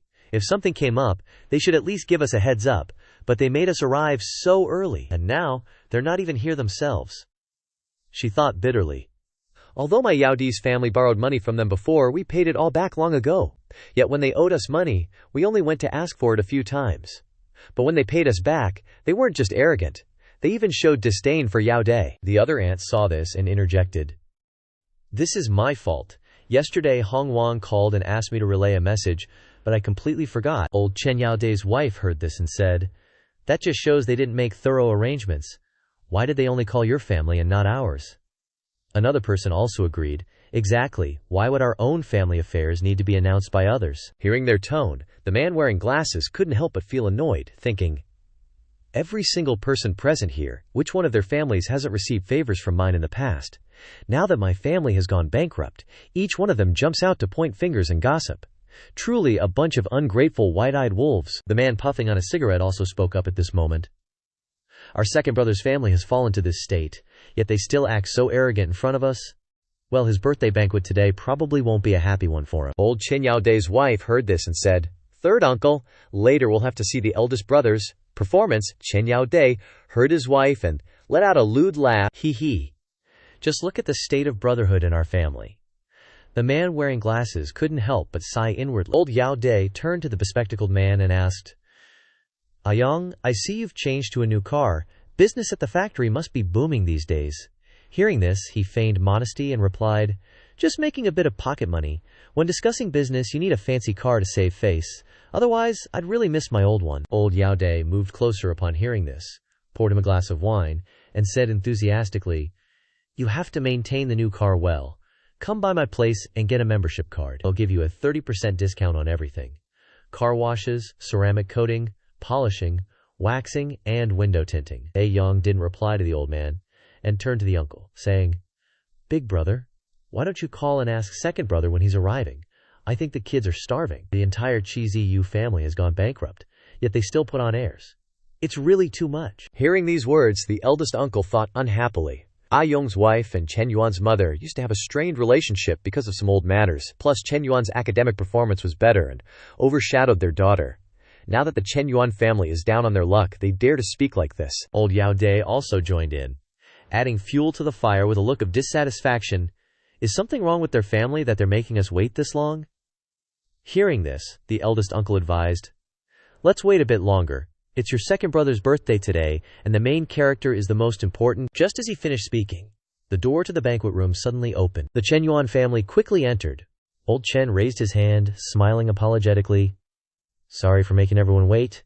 We were held up by something, so we're late. I'll punish myself with 3 drinks later." Hearing this, the eldest uncle stood up and said with a warm smile, "You weren't that late, and it's not time to eat yet." Young's wife chimed in sarcastically, "It's fine. No one will die from being hungry for a little while anyway." Seeing this, he frowned and scolded, "What kind of talk is that? If you don't know how to talk, then shut your mouth." Then, he turned to old Chen. "Second brother, you really are something. If you're ever busy and can't manage, just let us come pick you up," he secretly thought. Second brother's family doesn't have a car anymore, huh? After being suppressed by second brother for so many years, it's finally my turn to shine. Hearing these social niceties, Chen Yuan replied with a smile, "Third uncle, then we'll have to trouble you. I hope you'll come as soon as you're called." His father was too lazy to argue and said amiably, all right, everyone come and sit down, let's get ready to eat." Seeing this, old Yang reached into his pocket, thinking, "This kid isn't showing me any respect at all, so I'll have to put on a show." Just as they sat down, old Chen poured himself 3 glasses of wine as punishment, and slowly drank them. Opposite him, Yang also took out his smart key to go outside, preparing for his fake new car plan. Immediately afterward, he pretended to stand up, stopping old Chen. "Hey, second brother, are you really punishing yourself? Take it easy, drinking? Oh, no one here blames you anyway." As he made this motion, the car key fell perfectly to the ground. Seeing that no one cared, he resentfully turned to Chen Yaodai, grinding his teeth as he thought, "Oh, damn it, Chen Yaodai, didn't you see the car key fall? Shouldn't you be picking it up for me? Do you still want me to get a membership at your place?" Knowing his intentions perfectly, Chen Yaodai sneered contemptuously. "Damn it, you didn't agree to get a car just now, and now you want me to be your free backdrop? Dream on." Just then, someone came over and picked up the key. It was Chen Yuan. He handed the key to the old man, trying to suppress a laugh, putting on a surprised look. "Oh, third uncle, you changed to a new car." The old man took the key and replied, "That old VV was too old. I wanted to change it a long time ago." Hearing this, Chen Yuan asked again, "What model is it?" Just waiting for this. Yang put on a complacent look and replied, "X7, not expensive." Seeing this, Chen Yuan played along, flattering him to the skies. "It costs at least 1,000,000 yuan to get it on the road, and you say it's not expensive, third uncle, you're too modest." Hearing this, the old man became even more smug, putting on an air of superiority. I only bought the mid-range version, so it only costs about 1 million yuan to get it on the road. Zhao Yuan, don't you know, I advised your dad before, it is better to do business in the manufacturing industry. The tourism industry is too risky and unreliable. Chen Yuan continued to flatter. Third uncle is really a pro. Hearing this, the old man was ecstatic, but on the surface he still acted calm. No, just making a lip. Seeing this, his wife gave him a look of displeasure, thinking, that idiot is still pretending to be someone important. Ming does know how to show off, but there is lack of plot, and the face is a little uninteresting. Seeing this look from his wife, the old man said softly, what do you understand? Stop at the right time. If they open their mouths to borrow money later, you will bear to take the hard-earned savings. At this time, Chen Yuan also turned to his father and smiled. Old Chen, Dad's third younger brother, has already bought an X7. How long are you planning to hide your Maybach? In his heart, he secretly thought, the mattress has already been laid for Dad, so he can show off comfortably. Hearing this, old Chen smiled awkwardly. It's just a car, nothing to talk about. Hearing this conversation, the others couldn't help but break out in cold sweats, unable to believe their ears. Maybach, the second brother's family. The lowest-end version of the Maybach costs nearly 7 million yuan to get it on the road. Isn't his family bankrupt? How did they buy it? The eldest uncle also turned to the second brother and asked, did you buy a Maybach? Old Chen patted Chen Yuan's shoulder and said with a warm smile, thanks to my son for buying a nice car. Hearing these words, the others stared in disbelief, thinking, there should be a limit to teasing people. Are they treating us like fools? How is this possible? Is there anyone here who doesn't know that Chen Yuan is a wasteful son? Moreover, he is still in college. Eldest uncle couldn't help but feel worried upon hearing this, thinking, second brother has always been so composed. Is punishing himself with 3 glasses a bit too much? Just then, Yang spoke up. Second brother, what kind of joke is this? Did Chen Yuan buy it for you? Chen Yuan then whispered softly, old Chen, Dad, you really have incredible patience. Third uncle was already like that, and you still won't retaliate. Only then did old Chen make his move, placing the car key with a clack on the table, and said with a smile, yeah. Actually, I also advised that boy Chen Yuan not to buy such a fancy car for me, but he absolutely refused to listen. What can't 3 million be used for? I really don't know why he'd buy such an expensive car. Upon hearing these words, the entire hall immediately fell into a stunned silence. Everyone's jaws dropped in astonishment. The women thought, how much? 3 million? That expensive? The men were also the same, their eyes wide with shock, thinking to themselves, a 3 million yuan car? Just bought on a whim. Where did that boy Chen Yuan get all that money? Just then, a restaurant staff member walked in from outside and said to Chen Yuan, sir, may I ask if the silver glass belongs to you? My apologies, but it's blocking another guest's car. Would you mind moving it a little? Chen Yuan replied. Oh, then I'll go move it. At this point, all of Chen Yuan's relatives were completely petrified, their jaws practically dropping to the floor, unable to close them. Yang thought to himself. Not only did second brother's family buy a Maybach, but they also have a glass. The 2 cars combined must be over 6 million, right? Beside him, old Chen Yaode recalled the time he went to Chen Yuan's house to demand money, thinking, so they already knew they had struck it rich last time, but I never imagined it would reach this level. With that thought, he picked up the wine bottle and poured a glass for Chen Yuan's father, saying with an ingratiating smile, brother, congratulations, you are truly the successful one in life. New cars need careful maintenance, so come by my place anytime to get a membership card, and I'll give you a 30% discount on all services. Seeing his attitude, Chen Yuan's mother thought to herself, how does Chen Yaode still have the nerve to say such words?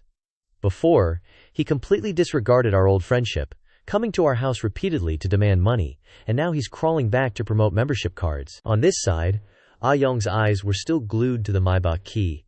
He never expected second brother's family to have prospered to this extent. Second brother didn't even intend to flaunt it. Compared to that, he felt like a mere nouveau riche. And so, old Chen's birthday party proceeded in an incredibly awkward atmosphere. Those who wanted to put on airs didn't even get a chance to open their mouths before their intentions were quashed. After the party, Chen Yuan waited for Chen Chuan to return. She excitedly said, brother, you were so cool today. Hee hee. Chen Yuan replied, what do kids know about adult matters? I'll take you home first. I have important things to do later. Upon hearing this, Chen Chuan said, brother, I'm so bored at home I want to go out with you.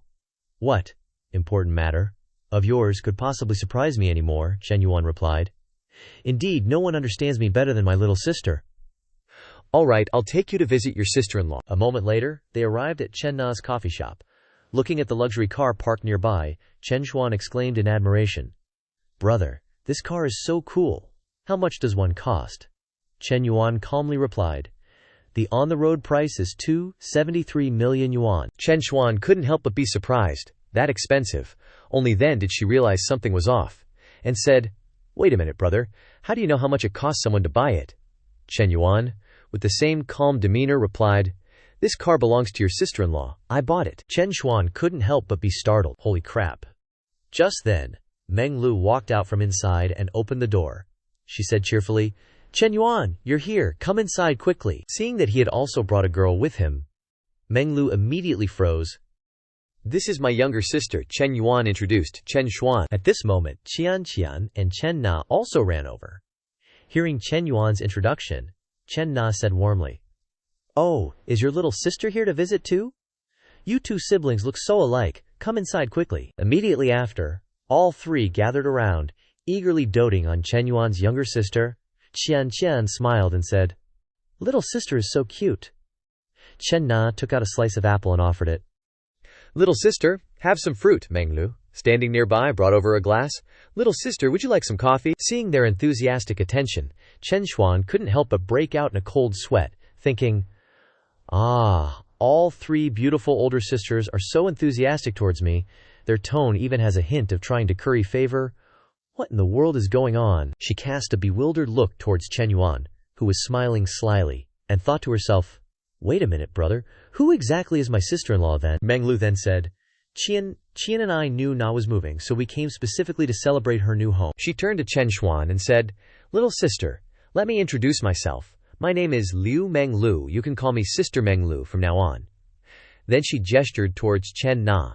"And this is the owner of this house. Her name is Chen Na. You can call her Sister Nana, okay?" Hearing this, Chen Xuan's eyes lit up, and she looked at Chen Na and asked, "So, you're my sister-in-law, right?" Startled by this unexpected question, Chen Na couldn't help but feel flustered. She looked at Chen Yuan for help, softly calling, "Chen Yuan." Beside her, Meng Lu wore a smug expression, thinking to herself, "Let's see how you explain this." Chen Yuan didn't hide anything, calmly replying, "Actually, both of these ladies are her sisters-in-law." Hearing this answer, Chen Xuan was shocked and stunned. Both of them are my sisters-in-law. She thought to herself, "Is this really my brother? This is so messed up, and they can actually get along in the same house like this." Seeing her expression, the three women each had a different look. Meng Lu was extremely smug. Chen Na blushed shyly, while Qian's eyes showed a hint of helplessness. Chen Xuan still couldn't believe her ears, her eyes darting between the three women, and she hesitantly asked, "Is what my brother said true?" Both Meng Lu and Chen Na nodded in unison, confirming, "That's right, little sister." Hearing this, Chen Xuan immediately turned to her brother and scolded, "Brother, you're such a damn playboy." Chen Yuan smiled to himself, thinking, "My dear Xuan, this is just the beginning. You can't even accept two people. What will happen when my harem expands in the future? Won't your worldview completely collapse? You might as well get used to it gradually." After the introductions, Meng Lu and Chen Na stepped forward. Meng Lu took Chen Xuan's hand, smiling warmly, and said, Xuan, is there anywhere you want to go? Just tell us, and we'll go together." Chen Na then spoke up. "My sister also just finished her college entrance exams, and she'll be coming to Star City tomorrow. You all will probably have a lot to talk about, but my sister is quite introverted." Chen Xuan smiled in response. "Don't worry, sister-in-law, she'll open up after hanging out with me for a few days, I guarantee it." Qian, who had been standing aside as a guest celebrating the housewarming, witnessed this classic scene. Qian sighed, thinking, "I didn't expect them to become so close so quickly." Sure enough, birds of a feather flocked together. In Chen Yuan's family gathering, I'm really just an outsider. She remembered when she first spoke to Meng Lu. Qian asked in surprise, "You two are already like this, and you can still get along in the same house?" Meng Lu calmly replied, "Men are men, best friends are best friends." In ancient times, there were many cases of sisters serving the same husband, let alone best friends sharing a husband. Hearing these words, Qian couldn't help but feel helpless. "If you two are really still the same as before, then just talk to each other directly, okay? Why do you always make me the messenger?" The key point is that Chen Yuan bought supercars for the two of you to enjoy, and I don't even get a whiff of it, yet I have to endure this fatigue. Thinking of this, Qian couldn't help but sigh, "Hi, you two are really terrible sisters." Just then, Chen Yuan got up and went upstairs, saying, "You guys keep talking. I'm gonna rest for a while." Hearing this, Chen Na took Chen Xuan's hand and said, Xuan, your brother wants to sleep? How about we go shopping, buy you some clothes, shoes, and bags? What do you think? Chen Xuan said with some worry. Although my sister-in-law's fashion sense is top-notch, can I even pull off the same vibe as you? Meng Lu smiled and replied, Don't worry, Xuan. I'll teach you all my styling secrets. Chen Xuan's eyes lit up. Wow, that's great. With that, the four of them headed down to the garage. Suddenly, Meng Lu turned to Qian and said, I forgot my bag upstairs, Qian. Can you wait for me a moment? Qian replied, Oh, okay. With that, Meng Lu went back inside the house. After Qian had been waiting for a good 10 minutes, Meng Lu sent a message. Qian, just take a taxi ahead, we're a bit busy, and then didn't forget to send a red envelope as fare. Looking at this message, Qian couldn't help but think with dissatisfaction. What important business could you be doing at Nana's house? She's going shopping with her husband's sister? And you're taking the opportunity to sneak around for some secret rendezvous? Unbelievable. You get to go have fun alone, and you leave the explanation to Nana to me. The most important thing is to think of some excuse, which is really tiring. At the same time, upstairs in the house, Chen Yuan had just fallen asleep when Meng Lu slowly approached and gently sat on top of him. Afterwards, that girl gently used her wicked tongue to do something to Chen Yuan's ear. He startled awake, thinking, What's pressing against my face? This feeling. Looking up, Chen Yuan immediately recognized. Is that Instructor Liu? He jolted upright and asked. Are you crazy? Meng Lu put on a longing expression and replied. They went out shopping. Now it's just the two of us at home. Hearing this, Chen Yuan asked again. Then why didn't you go with them? Meng Lu pushed him back down onto the bed and replied, I wanted to stay here and keep you company. Upon hearing that, Chen Yuan leaned in close, a sinister look on his face, and said, I think you're playing a feint to the east and attack in the west. Meng Lu took off her outer garment, revealing her ample bosom behind the bra, and feigned innocence, replying, Feinting to the east and attack in the west? I don't understand. At this point, Chen Yuan didn't dilly-dally anymore, directly grabbed her hand and pushed her onto the bed. Meng Lu startled and cried out twice. Ouch, darling, I missed you so much. Chen Yuan reached his hand downwards, a lewd look on his face, and asked, Seems like you messed up the way you address me again, huh? Hearing this, Meng Lu immediately corrected herself. Daddy, I miss you. As soon as the words left her mouth, Chen Yuan's as-you-wish cudgel thrust straight into her water curtain cave. While thrusting, Chen Yuan urged, Not loud enough, say it again. Meng Lu's cheeks flushed red, and she shouted, Daddy, Papa! Time flew by to an hour and a half later. On a certain street, Chen Xuan, carrying several bags of items, called Chen Yuan and said, Bro, Sister Qian went ahead. She said sister-in-law Lulu has other things to do with her. Nana and I are almost done shopping too. When will you arrive? Chen Yuan was almost there at this time, and he replied, Wait for me, I'll be right there. His G63 stopped in front of a store. The clerk inside saw it, and couldn't help but sigh in his heart. What a fancy car. Suddenly realizing something, his eyes paused. Wait a minute. Seeing the person getting out, he thought to himself, I'm impressed with that boy. Let me think back. In his memory, the image of Chen Yuan quickly appeared, the time he bought a bag for Li Zhao. The clerk thought to himself, I remember now. It's that kid who came to me 3 months ago to withdraw cash. He drained all the money from Huawei, buyout, credit cards and stuff, then ran to the Guojin shopping center to buy a bag, and even thanked me profusely when he left. Thinking of this, he thought to himself, that guy hasn't even met for a month, and he's already driving a G-Class. How did he make money so fast? Did he go to the Golden Triangle or Northern Myanmar to do big business and strike it rich? At this time, outside, Chen Yuan had also met Chen Na and Chen Xuan. Seeing the pile of things they were carrying, he smiled and said, Looks like you've spent quite a bit of my sister-in-law's money, huh? Having overheard the story for a while, the clerk continued to speculate. Oh, so he met a rich older woman. Well, being young and handsome is really great. In his head, the classic image from those femdom genres immediately appeared. Chen Yuan knelt on the ground. Chen Na gently lifted his chin with the toe of her high heel. Then it was the scene of Chen Yuan turning into a good dog, licking Chen Na's thick soles, thinking, Find an older sugar mama, serve her well, and you'll have everything. Seeing the pile of things the two sisters brought out, Chen Yuan asked, beads of sweat forming on his forehead. Why did you buy so much? Chen Xuan replied. It's not like I wanted to. It's just that sister-in-law was too enthusiastic. Hearing them talking, Chen Na stepped forward to smooth things over, saying with a bright smile, Xuan is going to college soon, of course she needs new clothes and bags. I also bought some small gifts for uncle and auntie, I wonder if they'll like them. Seeing these actions, Chen Yuan was a little touched, thinking, 5 million for Nana's pocket money, she usually never dares to spend a penny. But she's so generous with my parents and Chen Xuan. Just as he was thinking this, Chen Na waved goodbye, saying, Chen Yuan, I'm going back to the cafe first. Xiao Qiu is doing good business today, she's a bit busy. Chen Yuan nodded, replying, Okay, I'll come see you tonight. After Chen Na left, Chen Yuan and Chen Xuan also got into the car. Looking at his younger sister, who couldn't stop smiling, Chen Yuan gently asked, Smiling like that?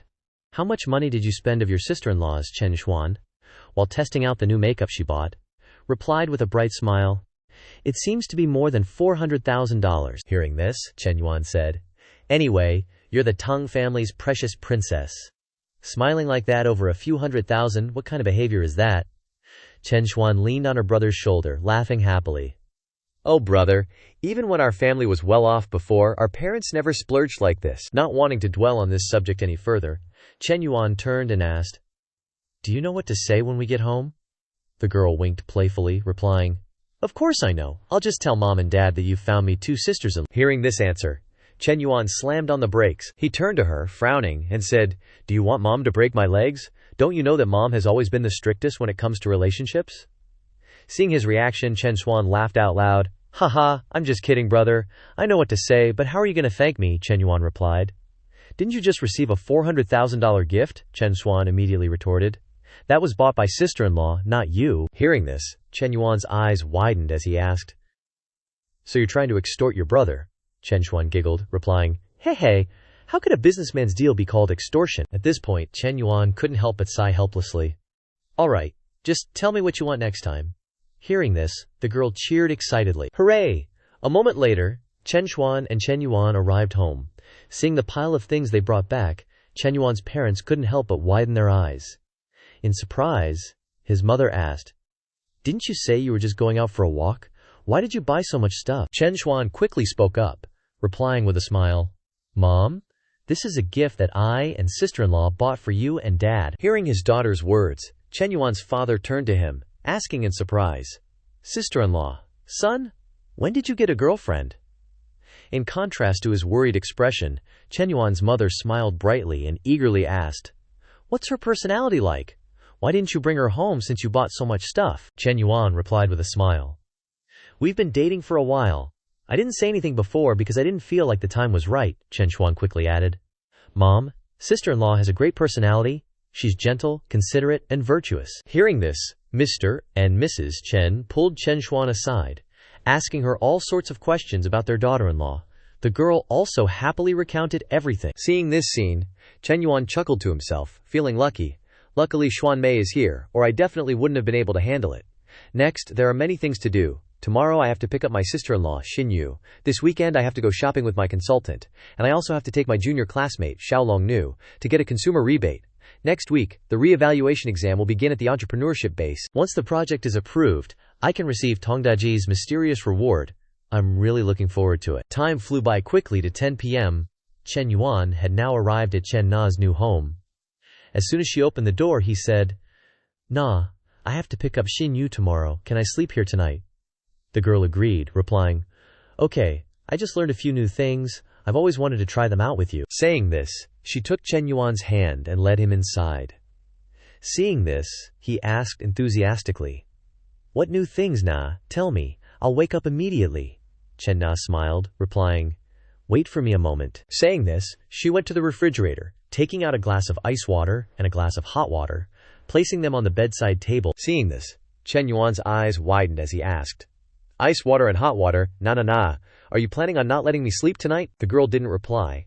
Drawing herself in, kneeling on the ground, seeing her next actions, Chen Yuan was even more shocked. Wait, this is...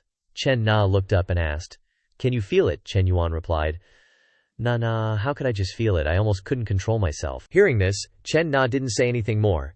She raised both hands, opening her mouth wide, focusing on what she was enjoying.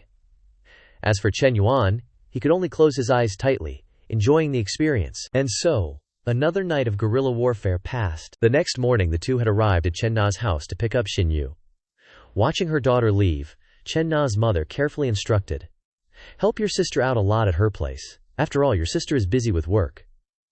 Hearing this, Chen Yu replied, Mom, brother-in-law said he's hiring a nanny for her. There's nothing she has to do herself. Hearing her daughter's words, Chen Na's mother immediately reminded, A nanny.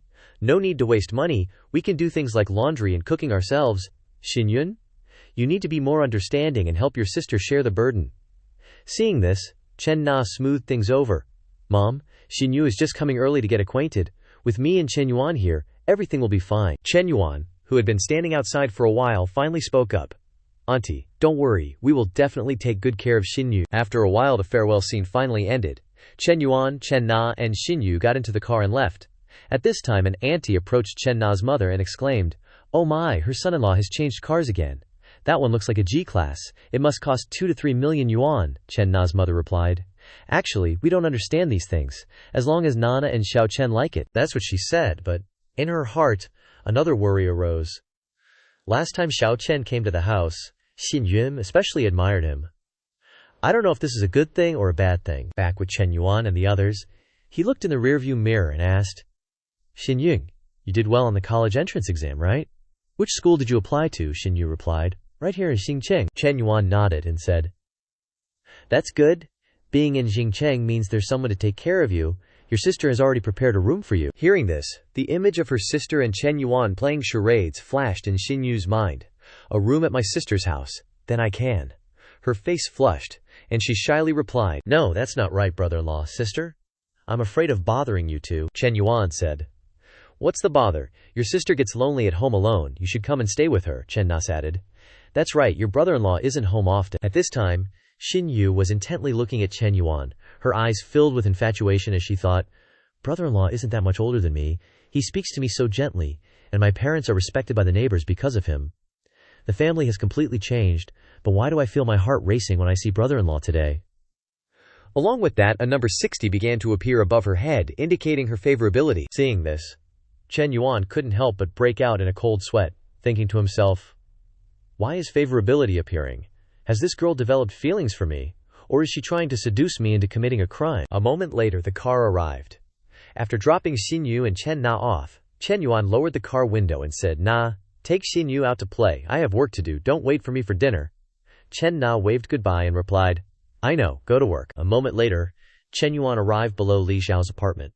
As soon as he entered the parking lot, he saw an idiot parking attendant standing there talking on the phone. He didn't know what the other side was saying, but he kept rattling off, Meng, give me another chance. I just made a mistake that any man could make. Don't be like this. I didn't even want to that time. How about this, Meng, come downstairs. Give me a chance to explain in person. Overhearing this, Chen Yuan immediately understood, thinking, so he's Li Meng's ex-boyfriend. No wonder Li Meng is so angry about men cheating. He's the one who caused her to scold someone at the club last time. He's already a jerk, and he's still clinging to her after the breakup. Thinking of this, an idea popped into Chen Yuan's head. Then I have to help Li Meng out of this trouble. Although I don't expect her to be grateful, the advisor will understand my feelings. After all, loving someone means loving everything about them. Just as he thought this, the young man outside honked his horn loudly and cursed. What kind of parking is that? You're blocking my car. Chen Yuan was speechless, thinking, What's with the temper? It's already impolite to take up 2 parking spaces, so I'm too lazy to be polite. Thinking this, he lowered the car window and said, So what if I parked here? I'm blocking you, so what? Anyway, the car inside isn't mine, the other guy retorted. You're blocking my car and you're still being loud, just because you have money. Without further ado, Chen Yuan went straight to the point and asked, Are you Li Meng's ex-boyfriend? The other guy was stunned and asked, Who are you? Chen Yuan replied, Guess who I am. Hearing this, the other guy immediately got out of the car, raised his neck and said, You, could it be that you are Li Meng's current boyfriend? Hearing him ask this, Chen Yuan didn't answer, letting him make up his own story. After a while, the other guy continued, Good. No wonder she wouldn't see me, so she's hooked up with a sugar daddy. But Li Meng has such a bad temper, you two won't have a good ending. He lightly adjusted his glasses and sneered, You still don't know, do you? Li Meng dated me for 2 years, and she still hasn't found a boyfriend because she can't forget me. So even if you are with her now, you won't get a complete Li Meng. In his heart, he evilly thought, What? Are you disgusted yet? Hearing the words he had just said, Chen Yuan thought uncomfortably, This guy is so funny. Isn't this the trick I used to mess with Hao Jun's mind right in front of the school gate? Compared to me, this guy's tricks are much worse. Thinking this, he said, It's okay. I never wanted to have a complete her.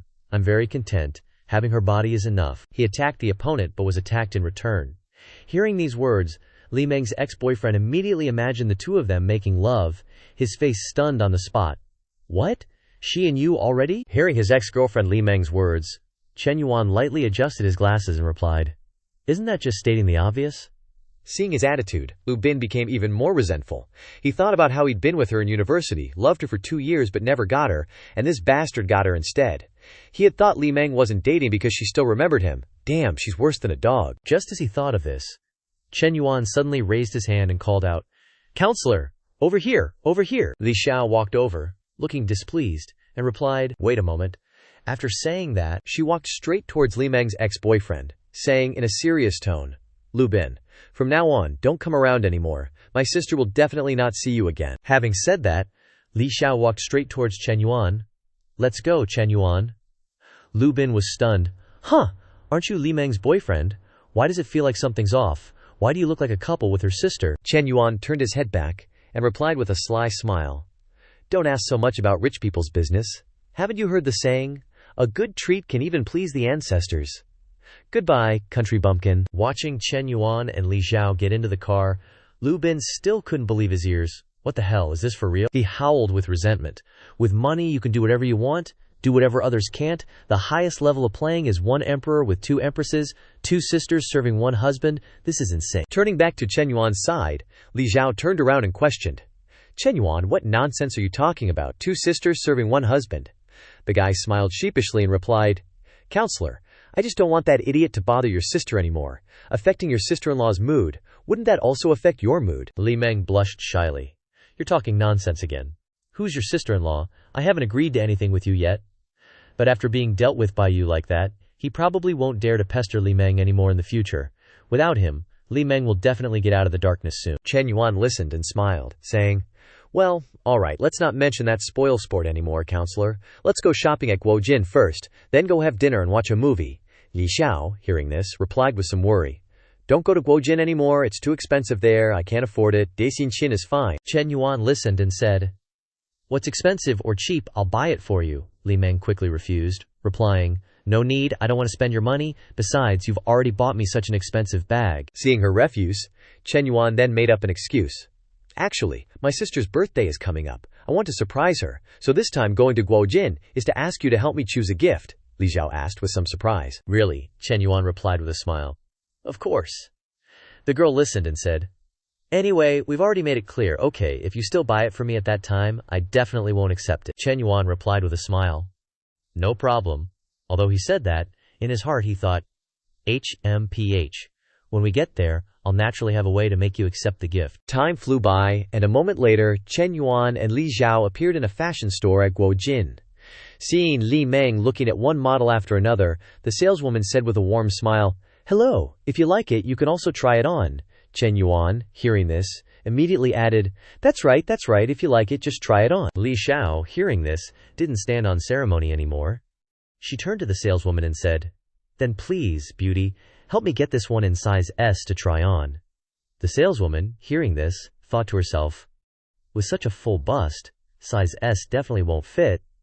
I wonder if size M will work. A moment later she brought out a dress, saying, Please try this one. Having said that, she led Li Xiao to a fitting room, not forgetting to instruct, This is the fitting area. If you need anything, just call me. Just as Li Xiao entered, Chen Yuan's phone rang. He answered the phone and asked in surprise, Counselor, what's the matter? Li Xiao replied in a flustered voice.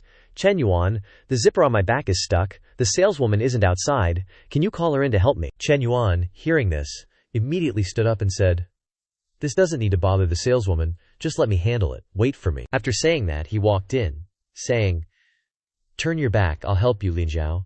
Seeing this, couldn't help but panic, quickly putting her hands over her breasts, saying, You, don't come over here. Seeing her reaction, Chen Yuan said helplessly, Oh, what are you thinking? I'll just help you pull up the zipper and then I'll leave. Li Xiao then turned her back.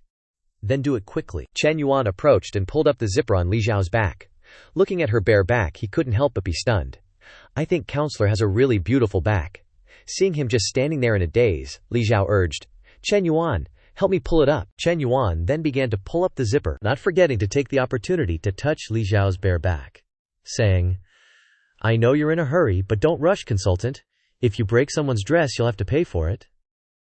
The girl was startled and said, Chen Yuan, don't do that. There are people outside. Chen Yuan leaned closer and whispered, Let me ask you something. Do you like me calling you teacher or consultant? Li Xiao blushed shyly and replied, Don't call me teacher, and don't call me consultant either. Just call me by my name when we're dating. As soon as she finished speaking, Chen Yuan snapped her bra open, startling her. Chen Yuan, you! Chen Yuan hugged her tightly and said, Li Xiao, this is the first time I've called you by your name like this. You have to remember this feeling, because I'm remembering it carefully too. The two stayed like that for 5 minutes, before Li Xiao's reason kicked in. She pushed him away and said, Stop, stop, if you keep going, I'll. Chen Yuan then let go, covering his eyes with one hand and patting his little brother with the other, muttering to himself, I understand, continuing to play with fire will get me into trouble. It's starting to hurt, it's really tense and painful as hell, and I can't do anything to relieve the pain here. Li Xiao turned her back and urged, Hurry up and zip me up, then get out of here. The guy covered his mouth and coughed softly. I understand. Chen Yuan then began to seriously pull up the zipper, but then he realized the problem and said, Li Xiao, your breasts are too big, I really can't pull up this size. Li Xiao then said, So just now you, oh Chen Yuan, get out. Saying that, she pushed him out. Chen Yuan walked out, still dazed, not understanding what was going on. A moment later, Li Meng brought the dress back to the saleswoman. The saleswoman saw this and asked, Beautiful lady, is this style not fitting? Should we try another one? Li Xiao replied. Thank you. No need to try anymore. With that, the two turned and left, leaving the saleswoman with a head full of question marks, thinking, If you don't want to try, then don't. Why such an expression? Out of the store, Li Xiao said seriously, Chen Yuan, if you do that again in the future, I'll really be angry. Chen Yuan smiled bitterly and replied, Okay. Then he took her hand and said, I promise I'll pay attention next time. I definitely will. This action of his actually increased Li Xiao's affection level to 75 points. Chen Yuan smiled and thought, As expected, doing such shameless things can really increase affection. This scene was just seen by several young ladies in the handbag shop that Chen Yuan and Manhua had previously entered. One of them said, Oh, isn't that Mr. Chen? He has a new girlfriend again. What a player. Is this the third one already? The person next to her then spoke up, Not just that, it's the fourth one. Have you forgotten the first one, Ms. Zhu? The girl then said, Isn't that Ms. Zhu with some guy now? She and Mr. Chen are no longer a couple. Moreover, she hasn't been here in a long time, it seems. The girl next to her sighed and said, Every time I see Mr. Chen, I regret choosing Ms. Zhu back then. In her mind, the image of Chen Yuan swiping his card and spending tens of thousands of yuan domineeringly appeared. Then she whispered, Mr. Chen, bring this new girlfriend in, give me a chance. I will wholeheartedly serve you well. The girl next to her, looking disgusted, thought, Now you know how to regret, huh? But there's no regret medicine in this world. On this side, Chen Yuan and Li Xiao had arrived at a restaurant. Chen Yuan looked inside and said, Li Xiao, let's eat hot pot. Li Xiao smiled and replied, Okay. Then, the two went inside and chose a table to sit down. Chen Yuan turned to the waiter and said, Waiter, we're thirsty. Bring us 2 bowls of iced Tang Yuan first, he said. Then he looked at Li Xiao and smiled lewdly in his heart, thinking, With Hui Hui's experience, I've leveled up in the art of seduction now. There's basically no need to ask Li Xiao about such things. If she can't drink it, she will naturally ask to change to something else when she gets cold. But if she can drink it, then today, hee. A moment later, a table full of food was brought out. Li Xiao softly asked, Chen Yuan, summer vacation is coming up. Do you have any plans? Chen Yuan replied with a smile. My plan is to be with you. Hearing this, Li Xiao said seriously, Stop talking nonsense. I heard that the startup incubator selection is almost done, right? Lately, stories about you have been spreading like wildfire throughout the campus buildings. Everyone in the school probably knows about you now, don't they? Being scratched where it itches, Chen Yuan broke out in a cold sweat. Thinking he had to quickly change the subject, Li Xiao was even more aware of the increasing possibility of being exposed. Among those selected, although there were 2 males, the rest were top beauties of the school. He then replied, I don't know, I don't care about those things. Oh right, the textbook you gave me before, I've memorized all the important knowledge points. Li Xiao couldn't help but be surprised. All of it. That fast? Chen Yuan nodded. Yeah. Then he asked, Do I have to memorize the Human Resources Management course too? Do you have the textbook? Li Xiao replied. Yes, I do. Chen Yuan immediately seized the opportunity. Then I'll come to your house tonight to get it. Hearing him say that, Li Xiao asked in surprise, so soon? Chen Yuan replied with a sly look. Anyway, this is knowledge that needs to be used in the startup incubator. The faster and more prepared, the better. In his heart, Chen Yuan thought. Actually, just now in the fitting room, Li Xiao's affection points increased. I have to strike while the iron is hot and seal the deal immediately. After hearing him, Li Xiao said, Then you're not allowed to mess around at my house. My younger sister is home. Chen Yuan picked up a piece of meat with his chopsticks and put it in the hot pot, replying with a serious expression, You know my character. Hearing him say that, Li Xiao recalled the previous times and blushed unconsciously. It's that line again. Just then, the waiter brought the drinks and placed them on the table, saying, Sir, madam, your drinks are here. As soon as she saw the glass of water, Li Xiao turned to the waiter and said, Is this cold water? I can't drink this. Please change it to a hot one for me. The waiter happily replied, Yes, madam. Seeing this scene, Chen Yuan felt a little disappointed, thinking, It seems like tonight is still not going to work out. Oh well, let's raise the affection points of other NPCs. Thinking of this, Chen Yuan went through his wives one by one, saying to himself, Na has to go with his sister-in-law. Hui is also in her beard shedding period. Instructor Liu has passed 90 affection points and is still rapidly increasing. The remaining focus should be on Sister Lin and Dragon Girl. Speak of the devil.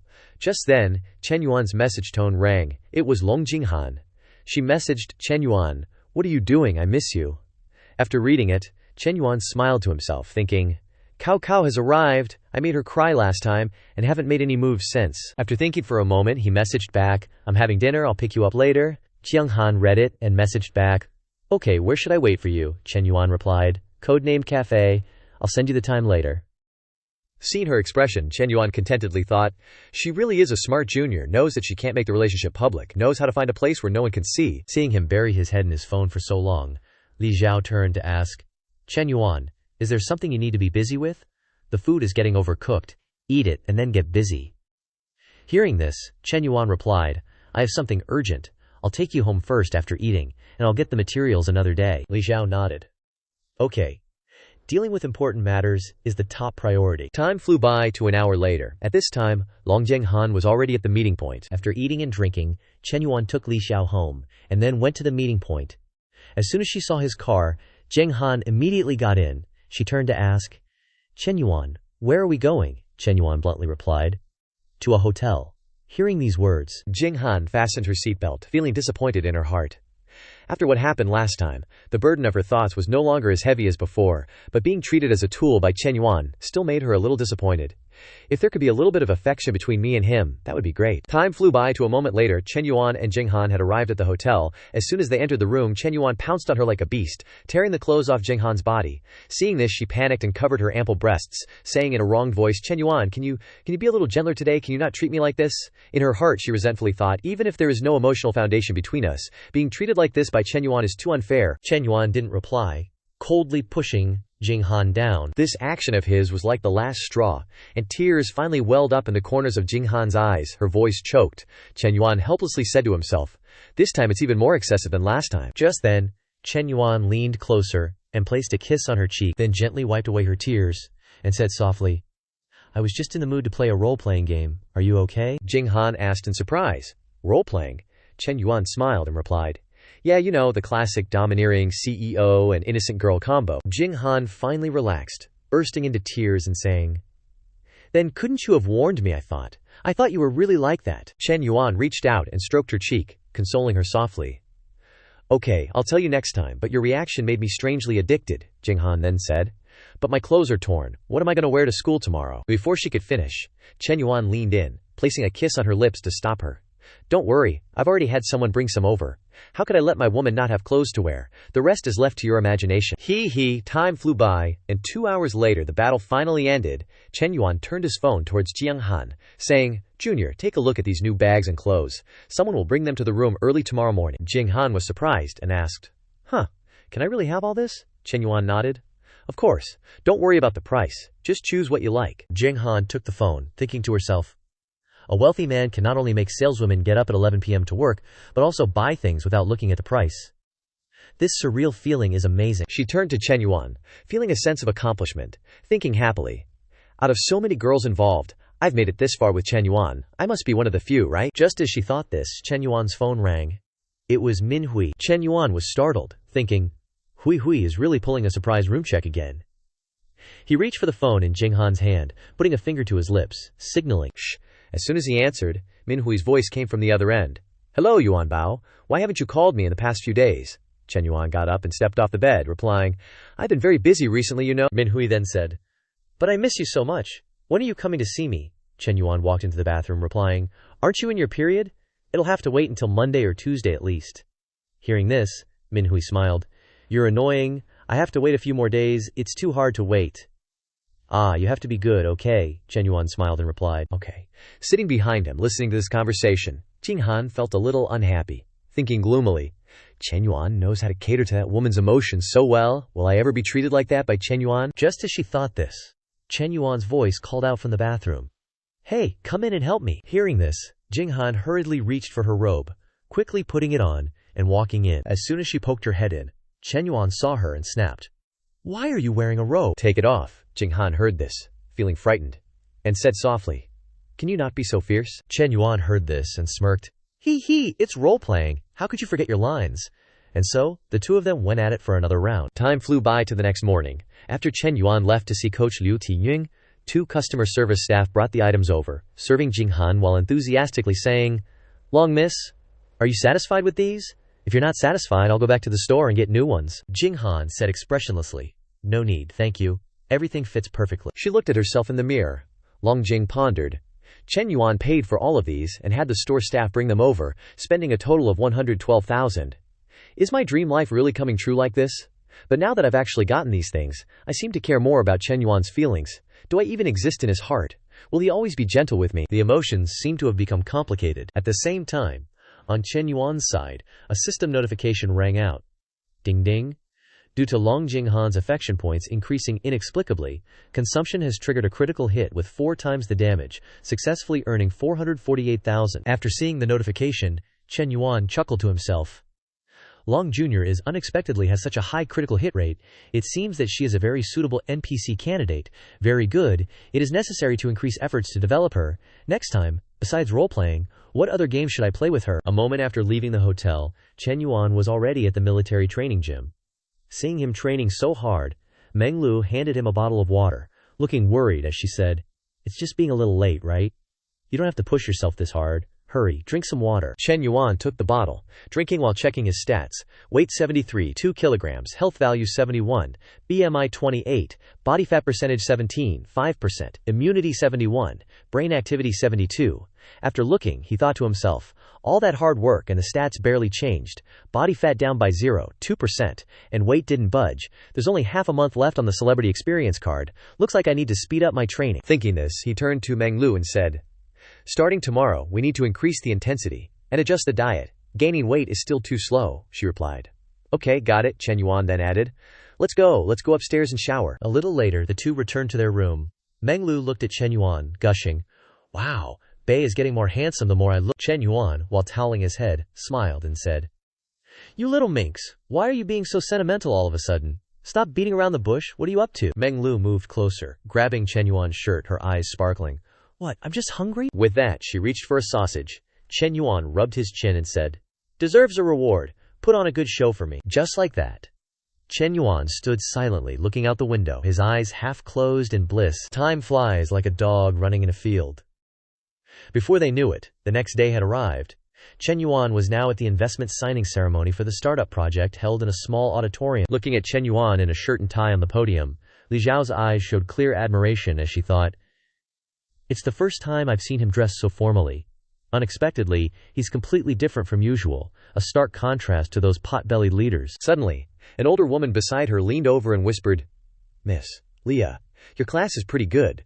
With a student who's both rich and handsome, I heard many female students in the school are eyeing him. Does he have a girlfriend yet? Struck by the question, Li Xiao blushed, stammering, Probably not. Seeing this, the older woman asked in surprise, Wait a minute, why are you blushing? Li Xiao became even more flustered.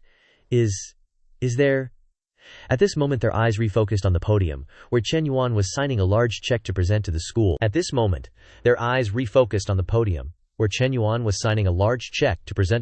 The older woman glanced at Li Zhao and probed, "Still single? Could it be that you're interested in your student?" Li Zhao quickly replied, "Of course not, don't talk nonsense."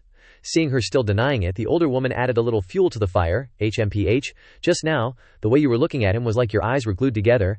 Actually, you two are a match made in heaven. What's wrong with a teacher-student romance?" At this time on the podium, Chen Yuan was also presenting a symbolic check for 10 million RMB to the school.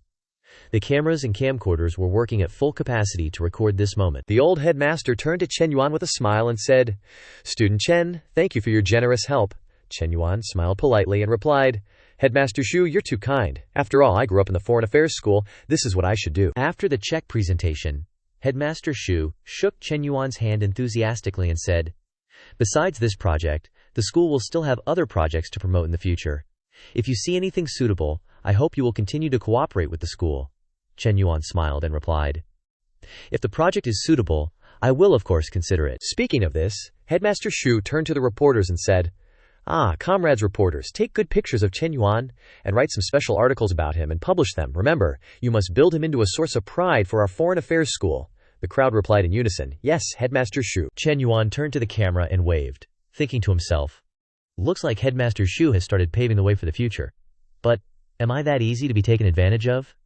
If it weren't for the prestige mission from the system and the beauties in the foreign affairs school, I wouldn't bother investing in this startup area." At this time backstage, Headmaster Xu turned to the teacher next to him and asked, "Does this Chen Yuan have any other identity at the moment?" He replied, "No, he's just in charge of the startup area." Headmaster Xu listened and said, "Is that so?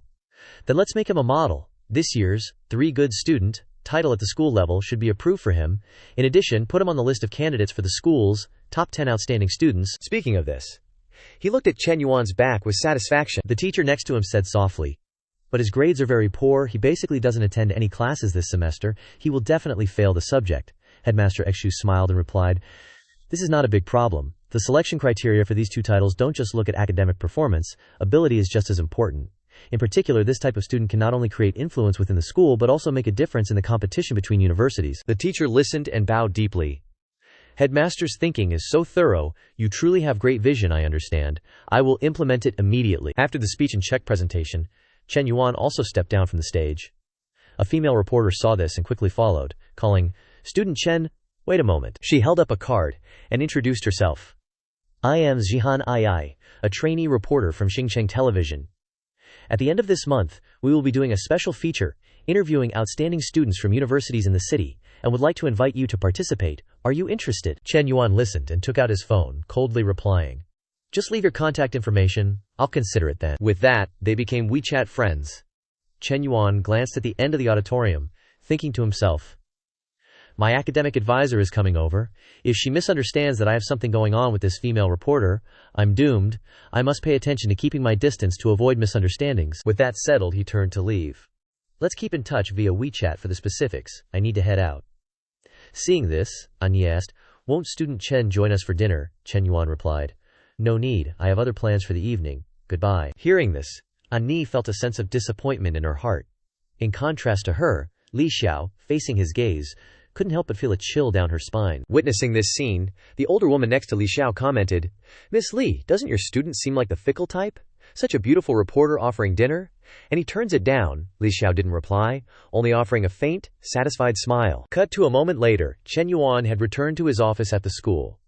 As he entered, a stack of documents was handed to him. At this time, Jinghan had also become an accountant and was present in the office. Yingzi reported, "Boss, following yesterday's re-examination, this is the list of personnel selected for the entrepreneurship zone. There are 2 male students, Yan Song and Mo Zhen Wang, and 5 female students, Tan Ji, Nan Si, Japanese Studies major Lu Xinyu, Shi Zhixuan, Bai Yayun from the ethnic dance troupe, flight attendant major Ai Suo, a freshman from Xinjiang, and Xiao Lei, who loves cosplay." Saying this, she turned to Jinghan. "Jinghan and I have estimated the share allocation ratio, which will be divided into 3 stages. First, you, boss, as the investor, will take 70%, and the project entrepreneurs will take 30%. Jinghan stood up and continued. "Second, after recovering the investment, 20% of the shares will be transferred back to the students at the project's valuation price. Third, when your profit, boss, reaches 5 times the investment amount, another 20% of the shares will be transferred to the students at the project's valuation price. The final share ratio will be 70% for students and 30% for the investor. Chen Yuan picked up the documents and reviewed them. He thought to himself, I'm investing in this entrepreneurship zone to expand the school's influence and reputation. I never really expected to make much money from the project. This share allocation can encourage the students to do well in their ventures, that's fine. Most importantly, recruiting these 5 golden flowers can be said to kill 2 birds with 1 stone. Thinking this, Chen Yuan looked at Yingzi and asked, Are Tanji and Lu Xinyu from the Japanese Studies Department scheduled to speak with me today? Yingzi replied. Yes, I'll let her in right away. Just as she said this, a beautiful figure entered from outside, raising her hand in greeting. Chen Yuan, hello. Seeing this face, Chen Yuan was stunned on the spot. Images of the 2 of them together immediately flashed through his mind. Damn, a Tanjihi who is both intellectual and mature like this. It's really hard to control my emotions. Seeing him standing there dumbfounded, Xin Yu spoke again. Chen Yuan, hello. Still without any reaction, Xin Yue said with some bewilderment. Hey, Chen Yuan. Chen Yuan finally snapped out of his daze, smiling apologetically. Ah, yes, senior, you're here. Don't just stand there. Let's go over there and sit down to talk. Just after sitting down, Chen Yuan turned and asked. Your entrepreneurship plan is a supermarket on campus, and you plan to expand the supermarket outside in the future, developing it into a chain enterprise like Mudong Lai. Xin Yue replied. It can be regarded as my ideal. Chen Yuan took the opportunity to move closer and asked, Then why can Mudong Lai be so successful? I want to hear your take on this. Xin Yue replied with a smile. I think the problem lies in the distribution of benefits. The owner is willing to share profits with employees, thereby building a good reputation when competing with competitors in the same industry. They rely on trump cards, such as low selling prices, good service, and good employee benefits. This has severely squeezed the living space of other supermarkets. Chen Yuan thought to himself after listening. The case of Mudong Lai is also explained in detail in Hong Kong's Program 3. It seems that Senior has done her research very thoroughly, but I have to show off my skills at this time. With that thought, he said, That's right, it's not just competition in the same industry, but also their service management model and corporate culture, their supply chain and even the support of the local government, gathering all the right timing, location and people. But the difficulty of such an enterprise appearing in other cities is too high. Xin Yue replied after listening. Yes, Chen Yuan continued. But your thinking is also bold, we can try together. Okay, let's talk about something else. Since you study Japanese, why not consider related translation and interpretation jobs or jobs in foreign invested enterprises? Xin Yue's eyes showed some contemplation as she replied. Actually, this major was chosen for me by my parents. My parents work for Japanese companies. At that time, I didn't understand anything, so I just chose it vaguely, Chen Yuan asked after listening. Then, how are your Japanese studies? Xin Yu replied with a smile. It's okay, I have the Japanese Language Proficiency Test JLPT certificate, and I also passed the Practical Japanese Proficiency Test JTST, and I also passed the Japanese Major Level 8 exam, Chen Yuan asked again. So does that mean your Japanese can communicate normally with Japanese people without any problems? Xin Yu replied. Most daily communication is not a problem. Hearing this, Chen Yuan immediately imagined himself surrounded by Japanese girls. That's great. First, Senior's conditions are already extraordinary. Second, after the relationship is stable, she can be used as a stepping stone to penetrate the commercial map into Japan in the future. At that time, being able to frolic in a world full of cherry blossom girls, that joy is truly unimaginable. At this moment, in Chen Yuan's south dormitory, a male student rushed in, shouting, Lao Huang, Lao Cao, I still can't figure out why my project was rejected, but Yan Song's project was approved. Lao Huang, sitting with his legs crossed on a chair playing with his computer, asked, What's your project? The male student picked up the file and looked through it, replying, A sexy lingerie shop. There are so many couples involving foreigners, the market is huge. Upon hearing this, Lao Huang immediately turned around and scolded. Is there something wrong with your head? Opening a sexy lingerie shop in school? Let me ask you, if there really was such a shop, who would dare to go in? Who could be so thick-skinned? Lao Cao then said. Actually, it doesn't have much to do with your project. To get into Lao Tam's startup incubator, it's about gender. The male student, after hearing this, questioned. But if Chen Yuan only chooses females, why were Yan Song and another male student selected? He helplessly replied. Are you stupid? Those two are obviously just added to make up the numbers? The guy then asked. If that's the case, why couldn't I be the one added to make up the numbers? Hearing these nonsensical words, Huang Hai said, I'm speechless. You're hopeless. You have no self-awareness at all. I and Lao Cao haven't even gotten in, and you think it's your turn. What an idiot. Just then, Lao Cao held up his phone, excitedly saying, Look at this. The school's news site is talking about Lao Tam signing a contract with the principal, and you have to admit, Lao Tam looks pretty handsome after changing his style of dress. Wang Hai. That Lao Tam, ever since he won exclusive privileges with all the female students in the school, he's forgotten about us old brothers. It's been a long time since he's been back to the dormitory. That guy picked up the phone, looked at it, and replied, "If I were him, I wouldn't come back either. What's so fun about being with a bunch of guys? Wouldn't it be better to change girlfriends every day?" But still, if he came back to the South dormitory now, the guys from other classes would probably be green with envy. Wang Hai, hearing this, turned to ask, Why? He turned back to answer. The list of those selected for the startup incubator, he's got all 5 school flowers in his grasp, shattering the dreams of countless otaku. Hearing his words, Wang Hai couldn't help but feel it made sense, sighed, and said, "Lao Tam is so lucky and cunning." Lao Cao, hearing this, also chimed in. "If you had his money, you'd probably be even more extravagant than him. I wonder how far that damned Lao Tam has gone now." Back in Chen Yuan's office at the school, the guy was still sitting next to Xin Yu, brushing aside the idea of expanding to the land of the rising sun with the cherry blossom girls, thinking to himself, "Let's talk about the future later. The first step now is to smoothly develop a good relationship with Senior then. So why don't you say a few words in Japanese for me to hear?" Xin Yue, hearing this, turned to ask Chen Yuan. "What do you want to hear?" Chen Yuan replied. "Whatever you want, I'm fine with anything." Xin Yu, hearing this, began to show off with some basic Japanese phrases. Kon, owa. Chen Yuan asked, "What does that mean?" Xin Yu replied, "It means hello." Chen Yuan added, "One more sentence." Xin Yue immediately said, "Arigato." Chen Yuan asked again, "What about this one?" Xin Yue replied, "It means thank you." Xin Yuan continued to ask, "Anything else?" Xin Yue read, "Shizuka kudasai." Xin Yuan asked, "What is that?" Xin Yue replied, "It means keep listening." At this point, Chen Yuan said with a sinister look, "Add something more interesting." Xin Yue, hearing this, couldn't help but blush, stammering, "I understand. I guess what you want to hear is some lines from adult movies, right?" Chen Yuan didn't deny it. He leaned closer and said, "Looks like Senior is quite knowledgeable. Then say one sentence." Xin Yu covered her mouth with her hand, stammering, "Yamate, Yamate." Hearing this voice, Chen Yuan felt his auditory senses stimulated, squinting his eyes. "You're well prepared. I wonder if we Chinese people would go crazy if we heard these 2 power-up buffs in our ears during battle." His gaze shifted to Xin Yue, who was blushing, and moreover, Senior seemed to be very cooperative, progressing even more smoothly than he had imagined. Thinking this, he stood up and said, "Okay, Senior, let's sign the contract. Little secretaries, come in here." Immediately, Yingzi and Jinghan brought a copy of the contract and handed it to Xin Yu. Yingzi pointed at it and said, "According to Junior Jinghan's calculations, the investment amount for Senior Lu Xinyu's project is 220,000. Please sign your name here."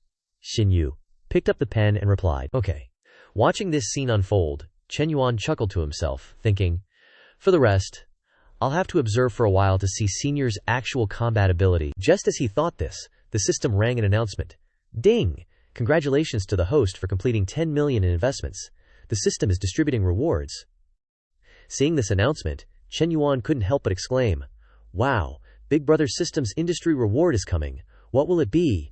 I'm so nervous." Immediately following was the announcement, "Ding, mission reward received, 100% equity of Jingcheng Healthview Co., Limited, Healthview, under the umbrella of 2 health examination centers, 3 fitness centers, and a yoga studio." Chen Yuan, after reading it, chuckled to himself, "Holy crap, the system is really domineering. This reward is too generous, just throwing me an entire business." Feeling elated, Chen Yuan's phone suddenly rang.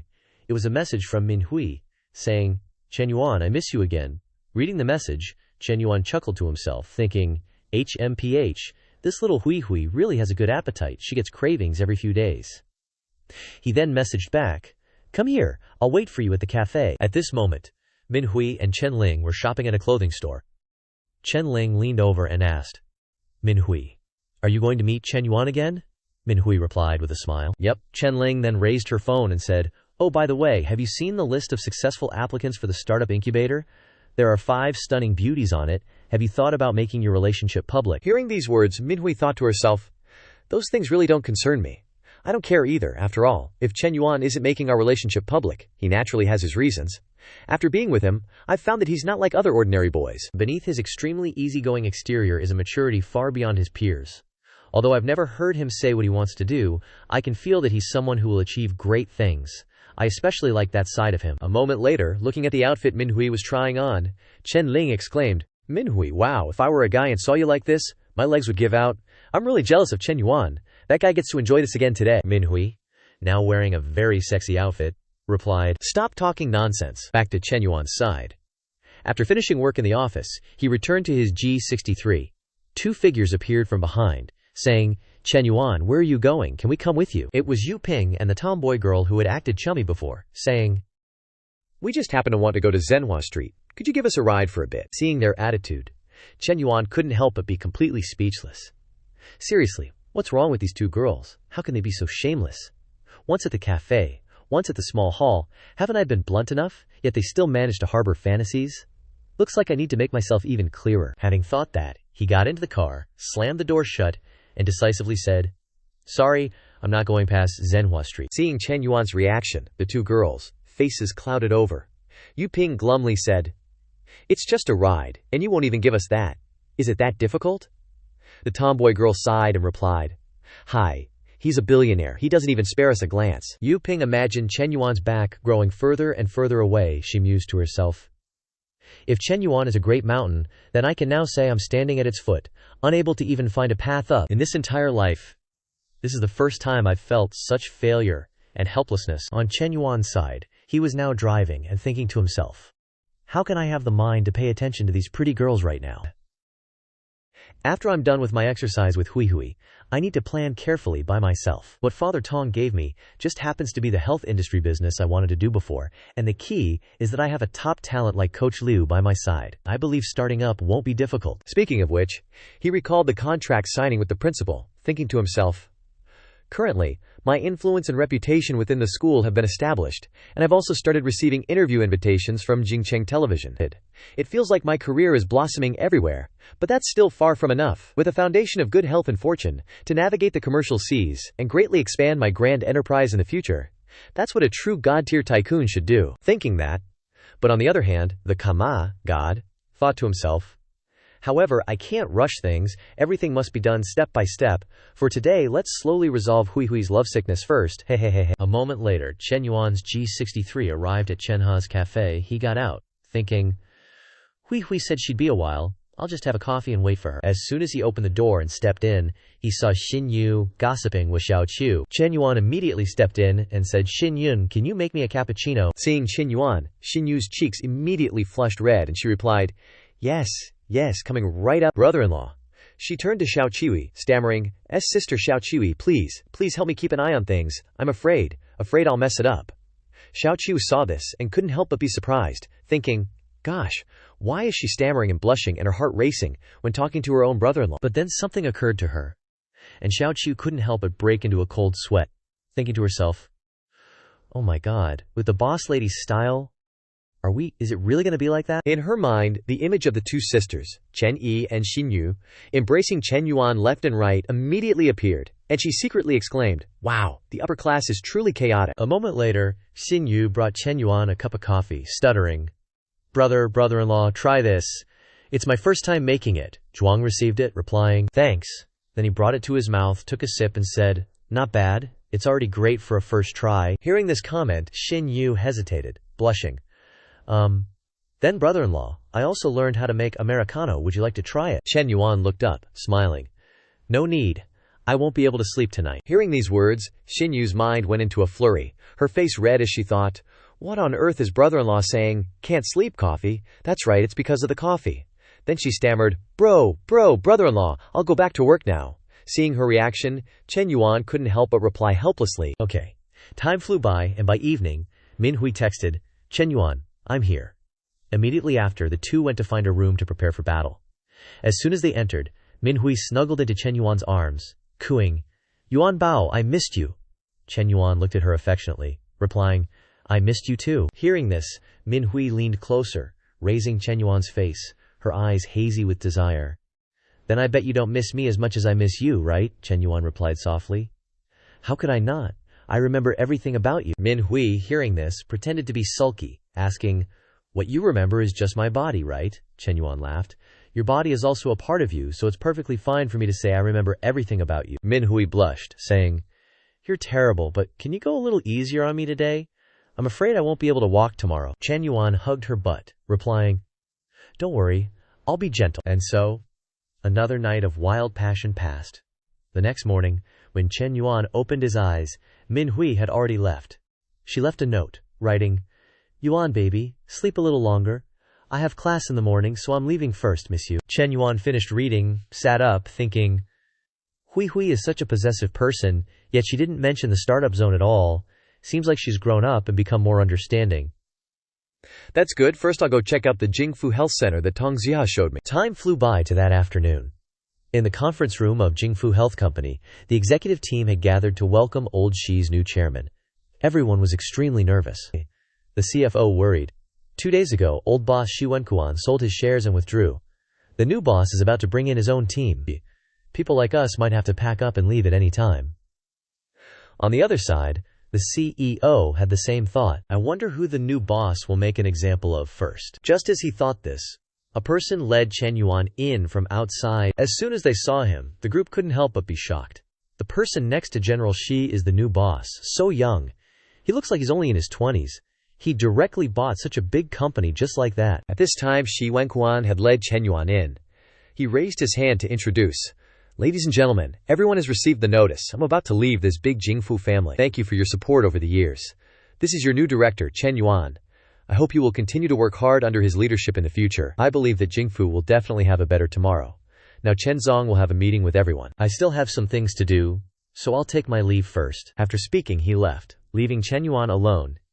He began to greet. Nice to meet everyone. My name is Chen Yuan. Today is just a handover meeting.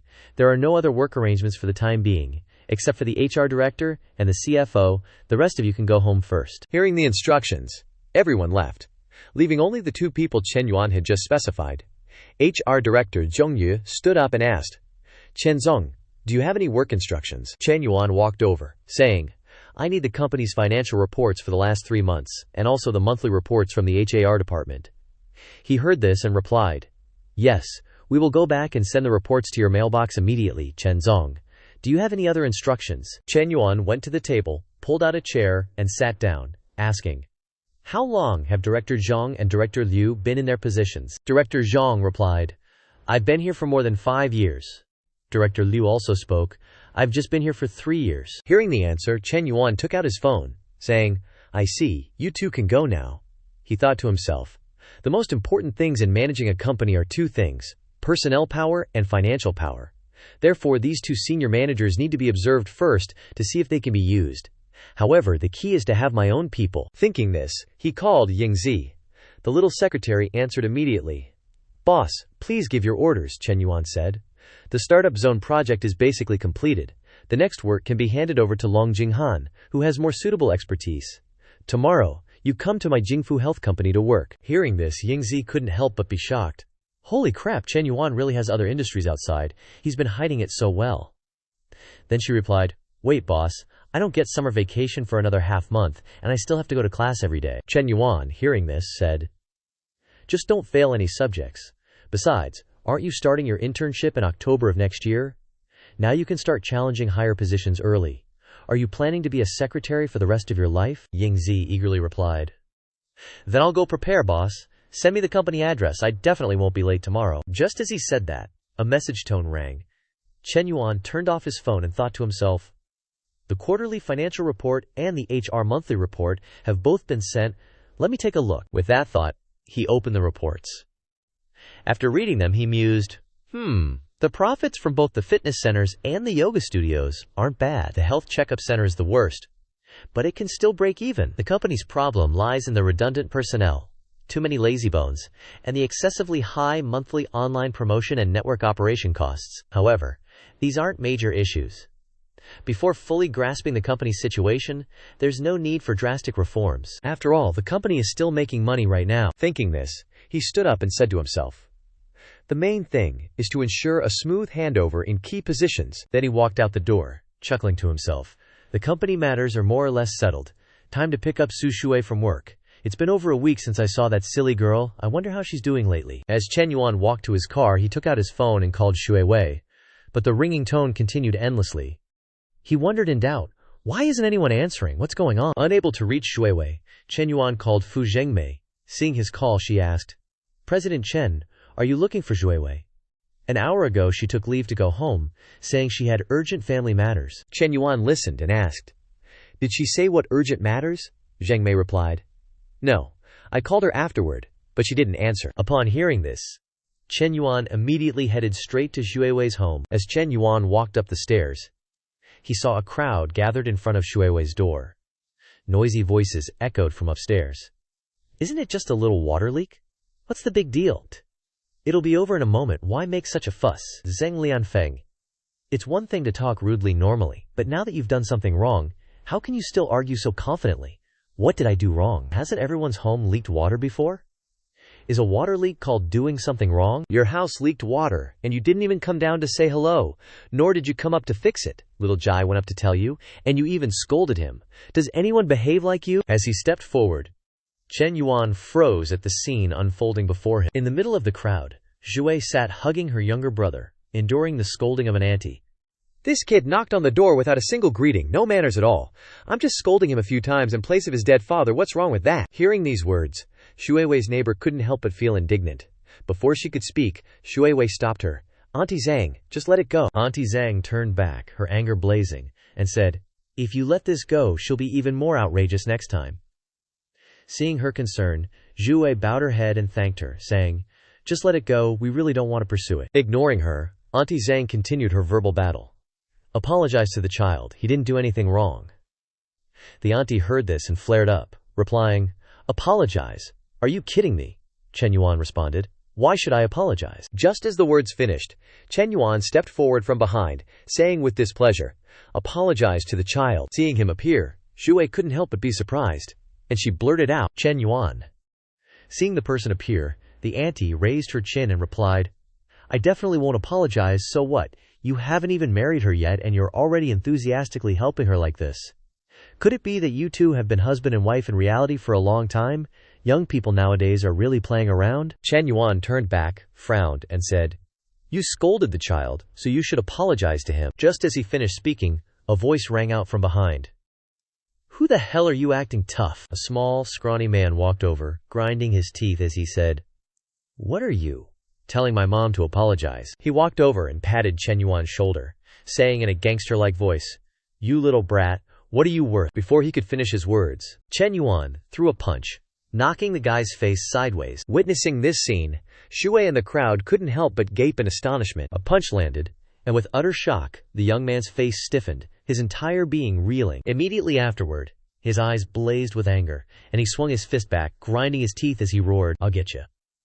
Just as his punch was about to connect, Chen Yuan swiftly sidestepped, dodging his attack. And then, quick as lightning, he landed a blow straight into the blondie's chest. Taking Chen Yuan's punch, he immediately recoiled backward, falling to the ground, saliva and snot streaming down his face, clutching his chest as he struggled to speak. You just wait, I'm gonna call some people. No sooner said than done, he immediately pulled out his phone and called someone. As soon as the other end picked up, he said, hello, Brother Long, goddammit, I got beaten up. On this side, Chen Yuan also took out his phone and said, go ahead and call, I'm calling people too. With that, he found a name in his contacts and dialed. The moment the other end answered, Chen Yuan spoke up. Hello, Brother Wei. Time flew by, and 15 minutes later, a 4-seater car drove up below. 4 fierce-looking individuals stepped out of the car, each holding some kind of tool. In a flash, they were standing in front of Xue Wei's house. One of them walked up to the blondie and asked in a gangster tone, Liang, who the hell beat you up? Hearing himself addressed, the blondie was startled and looked up. Seeing who it was, he exclaimed with joy, Brother Long, and then pointed at Chen Yuan, shouting, it's him! Over on this side, seeing the current situation, Xue Wei said with concern, Chen Yuan, should we call the police? Aunt Zhang next to her chimed in. That's right, fighting won't solve anything. This kind of dispute should be handled by the police. Just then, the one called Brother Long stepped forward, puffing on a cigarette, and asked with a sneer, hey, you're the one who beat up my boy. Chen Yuan glanced over, his face devoid of emotion, and calmly said, don't rush, the people I called are almost here. As soon as he finished speaking, the sound of police sirens echoed from downstairs. Brother Long's lackey saw this and quickly turned back to say, boss, the cops are here. The one called Brother Long couldn't help but panic, and turned to Liang, saying, damn it, Liang, you called the cops and still called me here for what? Liang was also clueless, and replied in confusion, I don't know. He said he was calling people too, I just assumed he was calling thugs as well. Hearing this, Brother Long couldn't help but curse, Damn it, you idiot. Soon after, a police officer came up from downstairs, and as soon as he saw the thug, he said, Li Wenlong, why are you everywhere? What are you doing here again? This person is the deputy captain of the Quanjia police station's public order team, Chen Yuan's cousin. Brother Long's face was as meek as a lamb at this moment, and he replied with a flattering smile. Officer Chen, I didn't do anything, I just came to watch the fun. Chen Wei heard him say this and asked, Watching the fun? You brought so many people just to watch the fun? You stand right there. I'll get to you after I understand the situation. With that, he pulled Chen Yuan aside and asked in a low voice, Little bro, what exactly happened? Chen Yuan began to recount everything from the beginning to Chen Wei. At this moment, realizing that the situation was not good at all, Li Wenlong turned to Liang and scolded angrily. These two look so alike, they're obviously brothers. You told me to come join the fun, goddammit, are you brain dead? Liang's face fell, and he replied in a flustered voice. Sorry, Brother Long. I didn't know this kid had such connections. I saw he had some money, so I thought maybe we could extort some from him. Li Wenlong was furious when he heard this. You're on your own. I'm not getting involved in this muddy water. Over on this side, after hearing Chen Yuan's story, Chen Wei lightly punched him in the chest and said, Not bad, little rascal, playing the hero saving the damsel, huh? Chen Yuan smiled and replied, This is called drawing one's sword to help when injustice is seen. Your station should definitely give me an award. Speaking to this point, Chen Wei asked in a serious tone, No more joking around, tell me, how do you want to handle this? Do you want to take all these people back to the station for questioning? Chen Yuan smiled and said, Can we simplify things a bit? If that woman is willing to apologize to the child and fix the leaking roof properly, we can let this matter go. Chen Wei heard this and replied, All right, I'll handle it. So Captain Chen began to mediate between the two sides, and also warned Li Wenlong and the others. Hearing these words of instruction, the whole group could only nod like woodpeckers, not daring to utter a single word of protest. That loud-mouthed hag who used to be so arrogant is now bowing obsequiously before Xiaoji, saying, I'm so sorry, Xiaoji, I spoke out of turn earlier. Please don't take it to heart. I apologize. Seeing her, Xiaoji hurriedly hid behind his sister, cowering in fear. Seeing this, Chen Yuan waved his hand and said, All right, just go back and deal with the leak. Liang, hearing this, rushed up the stairs, waving his hand in a salute, saying, Yes, Team Leader Chen. The old hag quickly followed, saying, I'm going. I'll fix it in a jiffy, Team Leader Chen. Rest assured, Chen Yuan replied. Go. Only then did he look at Zhu Wei, asking quietly, That brat, is that your girlfriend? Chen Yuan's eyes were still fixed on Shui Wei, comforting his younger brother. Hearing Chen Yuan's question, he was startled and replied, Not yet, brother. You have to keep this a secret for me. After this incident, they won't dare to make things difficult for the Su family anymore. The other neighbors will also have a different view of the Su family. Chen Yuan didn't care about this, turned and laughed.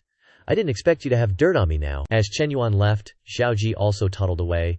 Shu Wei then stood up, turned to look at Chen Yuan, her cheeks slightly flushed. She said hesitantly, Chen Yuan, thank you for today. At that moment, after all this time, a favorability rating finally appeared above Shu Wei's head. 61 points. Seeing this, Chen Yuan couldn't help but be surprised, thinking, This girl finally has a good impression of me. Then he said, How are you going to thank me? How about returning the favor? Zhu Wei was startled, replying in confusion. There are so many people on the field, upstairs. Chen Yuan said. What's there to be afraid of? It's just a hug. Just think of it as friends saying goodbye. Faced with this suggestion, Shu Wei hesitated, thinking, What he said makes sense. Then she slowly raised her hand, finally gently embracing Chen Yuan. Waiting for just this moment, Chen Yuan immediately wrapped his arms around her tightly, thinking to himself, The full feeling of those snow pears, Shu Wei, is really rich. Faced with his actions, Shu Wei was startled, thinking wide-eyed, Right at this moment, Zhao Ji came back, holding up a bag of chicken eggs, saying, Sister, brother, these are the chicken eggs Mom told me to bring down. She said they're for Big Brother. Seeing this, Chen Yuan sat down next to the little boy, took the bag of eggs, and asked, If I take all these, won't your family have any left? Zhao Ji replied innocently. There are more. My aunt brought over a lot. Hearing this, Chen Yuan pinched the little boy's cheek, smiling. All right, Xiaoji, don't call me Big Brother when you see me in the future. You have to call me brother-in-law. Got it? Xiaoji, hearing this, turned to his sister, asking in surprise, Sister, what does brother-in-law mean? The girl, hearing this, was startled, stuttering, brother-in-law. Immediately, an image of herself marrying Chen Yuan appeared in her mind. Next was the scene of Chen Yuan lifting her wedding veil, saying softly, "Wife, I'm coming to you." Next was the scene of Chen Yuan untying each knot on her traditional wedding dress, while she whispered, "Hubby." Thinking of this, Zhu Wei's cheeks flushed red, thinking to herself, He wants to. A moment later, Shui Wei and Xiaoji saw Chen Yuan off downstairs. Before leaving, Chen Yuan suggested, "Why don't you move to a place closer to the company?" Hearing him say that, a thoughtful look flickered in Shu Wei's eyes. "I also want my family to live in a better place, but my current income can't afford it." Understanding her thoughts, Chen Yuan continued, "I'll help you find an apartment. You don't have to worry about the money. I'll pay the rent up front, and you can pay me back when you earn enough later." Having said that, he turned to leave. Seeing this, Zhu Wei quickly called out, "Chen Yuan, thank you for your kindness, but it's really not necessary. Chen Yuan is just so patriarchal, only caring for you." Without another word, he got into the car. Shui Wei thought with some difficulty, "He's acting like that again. My mind is already in a mess." Xiaoji beside her tugged at her sister's hand, saying, "Brother-in-law is gone, let's go back too." Scene change. A moment later, Chen Yuan had arrived at Chen Na's home. Since learning about his sister-in-law's place, Chen Xuan had been coming over more often.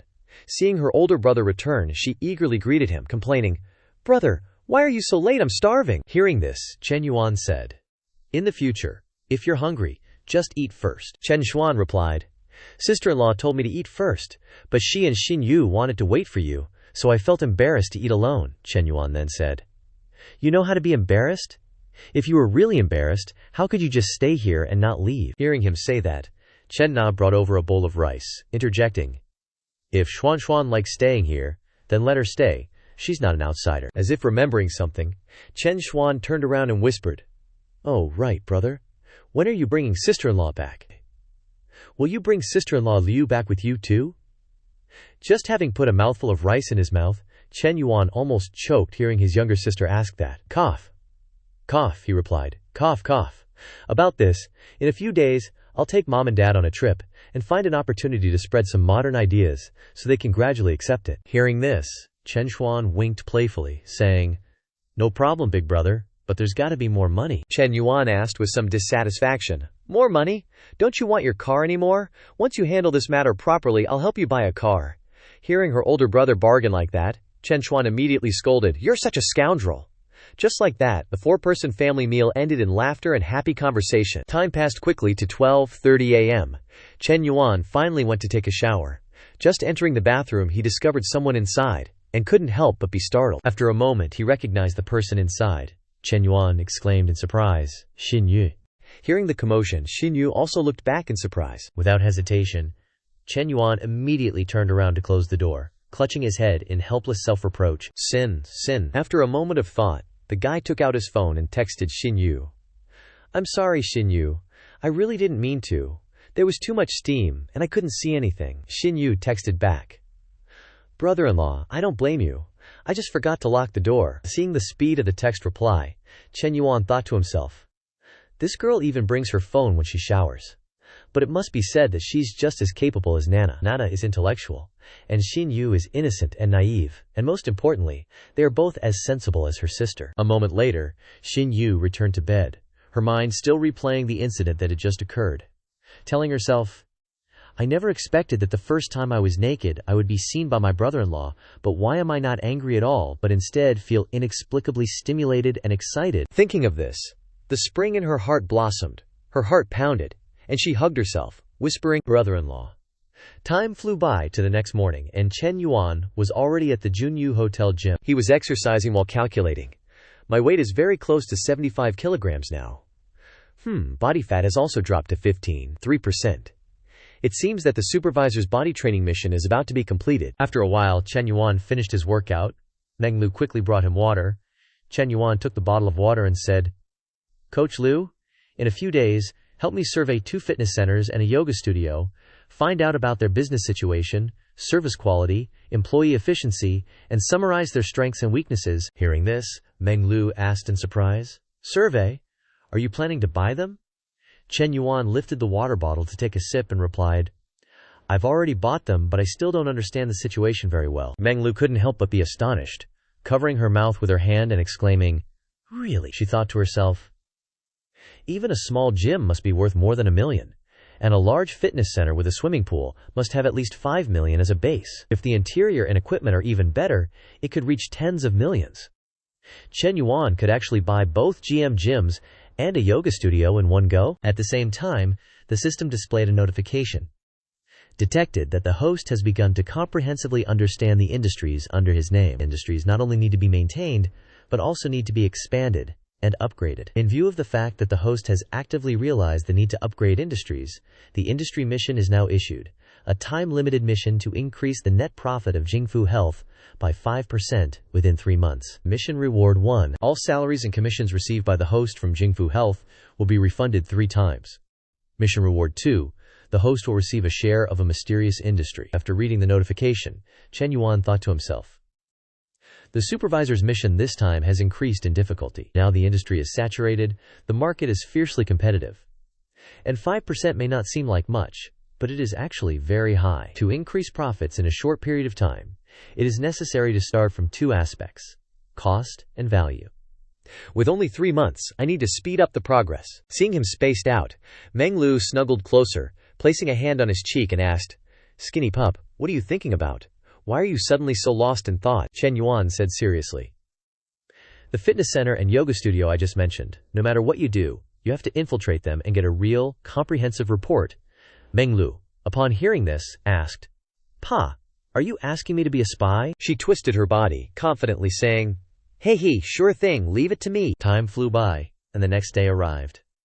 Inside the office of the chairman of Jingfu Health, Chen Yuan was already present. He picked up a report and murmured to himself, "But Lulu's infiltration won't be done in a day or two, so I'll have to make the first move to test the waters." Thinking this, he said, "Director Jia, Jingfu's fitness center and yoga studio are both profitable. Only the health checkup center under your management can barely maintain its revenue and expenses.